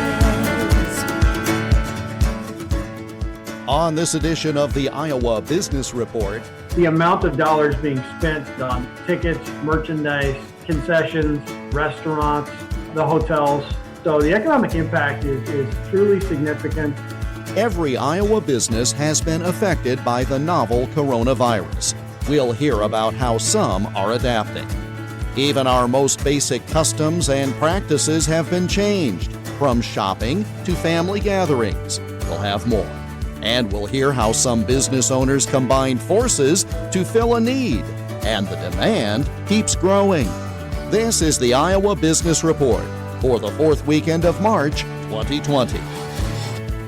The Iowa Business Report is presented with support from the Iowa Association of Business and Industry. The Iowa Association of Business and Industry has been the voice of Iowa business since 1903. Learn more online at iowaabi.org. Here is Jeff Stein. Every one of us has had to adapt to an ever-changing situation tied to the global pandemic. New guidance from elected officials has forced businesses and groups to dramatically alter their operations. Those who can shift their operations to remote locations like home offices have done so. Others have adopted strict measures from cleaning to the new phrase social distancing, all to prevent spread of the virus. But still others, of course, have had to shut their doors with uncertainty about worker pay. Relief may soon be on the way thanks to the federal government's multi-phase stimulus plans. Events have been canceled. Some are annual chamber dinners, others fundraisers for worthy causes that have shifted to an online donation format. Some, though, can be rescheduled. Earlier this month, you met Bill Menner of the Iowa Rural Development Council. We talked about the Iowa Rural Summit, which at that time was scheduled for late April. The group has since postponed the event. It's now to be held in mid-August. Last month, we introduced you to Tiffany O'Donnell, CEO of Women Lead Change. 2 weeks ago, they announced that their ICR conference, scheduled for early April in the Corridor, would become a virtual, online-only experience. Earlier this week came word that a planned Quad Cities conference would be postponed from May to November. But what about businesses that depend on a certain schedule for their income? When we talked with Joe Green of the Waterloo Blackhawks junior hockey team in February, the team was in first place and enjoying success off the ice as well. But now that the season has been canceled, he told me that means loss of revenue and loss of jobs. We made the right call at the right time because we did have some players from overseas that were able to get a flight almost immediately to get home. Even if we were to reconvene the season, there was no certainty that those players would be able to get back for the end of the season or the playoffs. But at the end of the day, it was the right thing to do. And ultimately, I think that the league made the right decision, that the organization, our team made the right decision. Talk to me about the economic impact of the Waterloo Blackhawks holding just a single home game at Young Arena. Because obviously you have ticket sales, there's concessions, there's ancillary income that comes into the community. Talk about what even canceling one game means economically to your club, your business, and all the other businesses in the area. Without putting an actual figure on it, it's tens of thousands of dollars. We're talking 50 part-time employees just by the Blackhawks on game night. That doesn't include the Young Arena's staff and the staff, their custodial crew, their full-time staff, their food concession workers. So you're adding on probably another 30 to that number. So when you add those things up and you take a look at our front office staff, our coaching staff, you're going to be right around 100 people who are now out of a job for 8 games and plus playoffs. So the economic impact is significant, but not only that, from an employment perspective, but the amount of dollars being spent, like you mentioned, on tickets, merchandise, concessions, the amount of dollars spent in restaurants around Young Arena for people coming downtown looking for a place to eat or get a drink before or after the game, the hotels in the Cedar Valley who are benefiting from visitors, player parents, visiting fans, et cetera. So the economic impact is truly significant. Relief is on the way for Iowa's small businesses. Last week on this program, Jane Armstrong of the Iowa SBA talked about support efforts that would take effect once a formal disaster had been declared in Iowa. That has now happened, so applications are now being accepted for those programs. More information is online at sba.gov. Last month, you heard my conversation with Iowa Secretary of State Paul Pate about enhanced electronic filing efforts his office promoted. They're even more important now in a work-from-home world. This week, his office also announced creation of a fund to support targeted small businesses, TSBs, as defined by Iowa Code. Applications are due to the Iowa Economic Development Authority by April 10th. The governor asked Iowa's schools to take a month off, and we're in the middle of that period now. You heard about the Waterloo Career Center on this program as Waterloo School Superintendent Dr. Jane Lindeman explained the 15 different programs available for students. One of those was tied to careers in the healthcare field. Now that classes are not meeting in person, certain supplies are not needed. So earlier this week, the school district donated gloves, hand sanitizer, masks, and more to an area hospital. We also talked recently on this program about enhancing a business's potential through use of a business coach. Heather Marquez of Action Coach MindLinks talked with us about the concept and now is offering free seminars to help businesses get through this challenge. One of the first initial things is being really intentional with the planning. We know we're going to come out of this. We always do, but it's whether our businesses survive and can then thrive coming out of this. And so there's got to be a plan in place to weather it, and then a plan in place for how we come back from it and re-ramp things up. Some of the recommendations that we've been talking about is just really looking at what were the projects that they had coming up that were maybe a nice to have versus a need to have.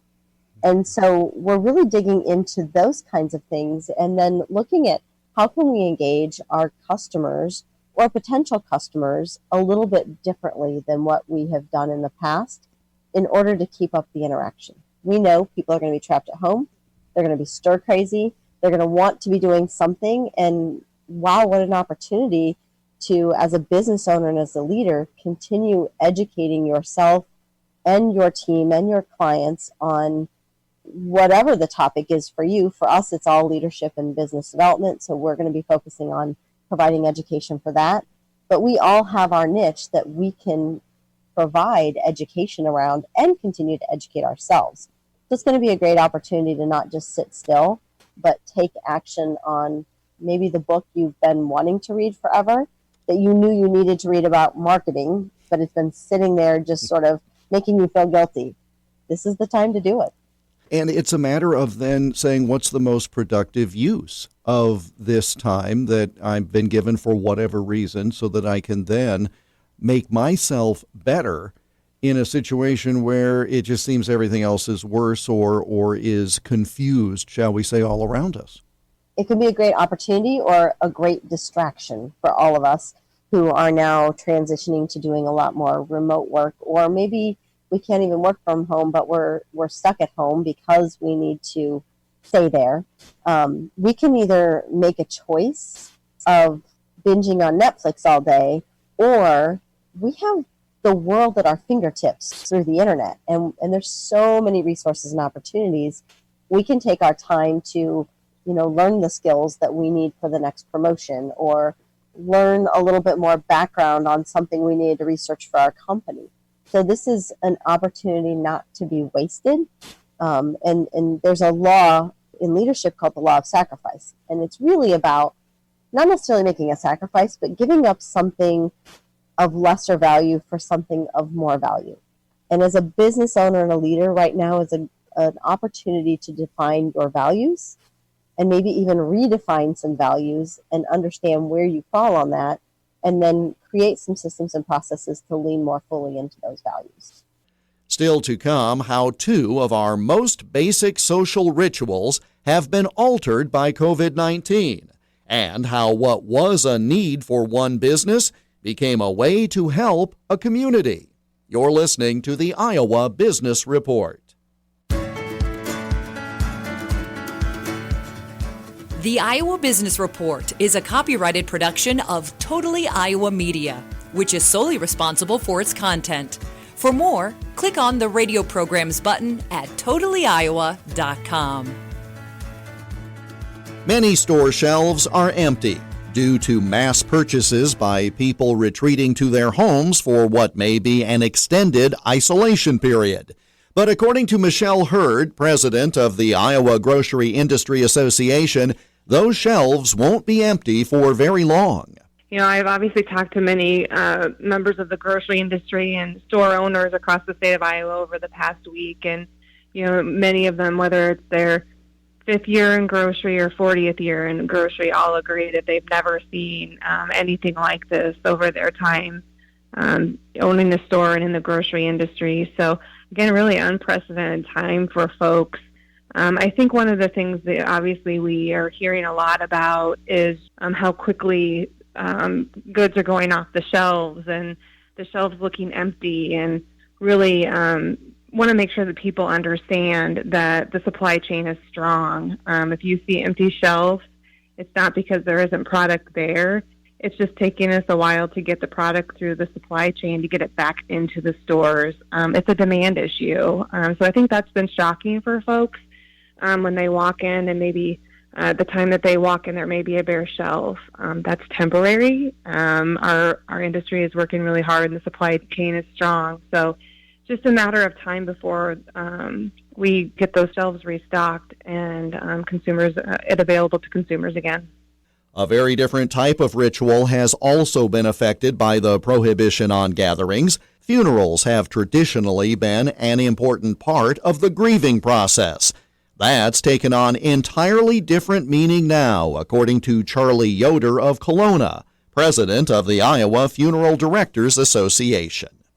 We ask families to, use common sense. If somebody in the family is not feeling well, they really need to stay away. We'll do everything that we can for them to be a part of it. We encourage folks to use the technology that there is today, use FaceTime, use live broadcasting via Facebook for visitations and services, so they can be a part of that. But it's just a time that I think everybody will understand. This is a unique situation, and definitely if somebody isn't feeling well but they want to come and see their loved one, we would definitely make a special arrangement for them to come and do that at a time when there's nobody else here, and make sure that they have their time as well. And I think that's extremely important, and I think we just have to be honest with families, and everybody it's a unique circumstance, and I think everybody will understand. But we have to protect not only our staff, but we have to protect, the general public. Our thanks to Tim Harwood of Iowa Business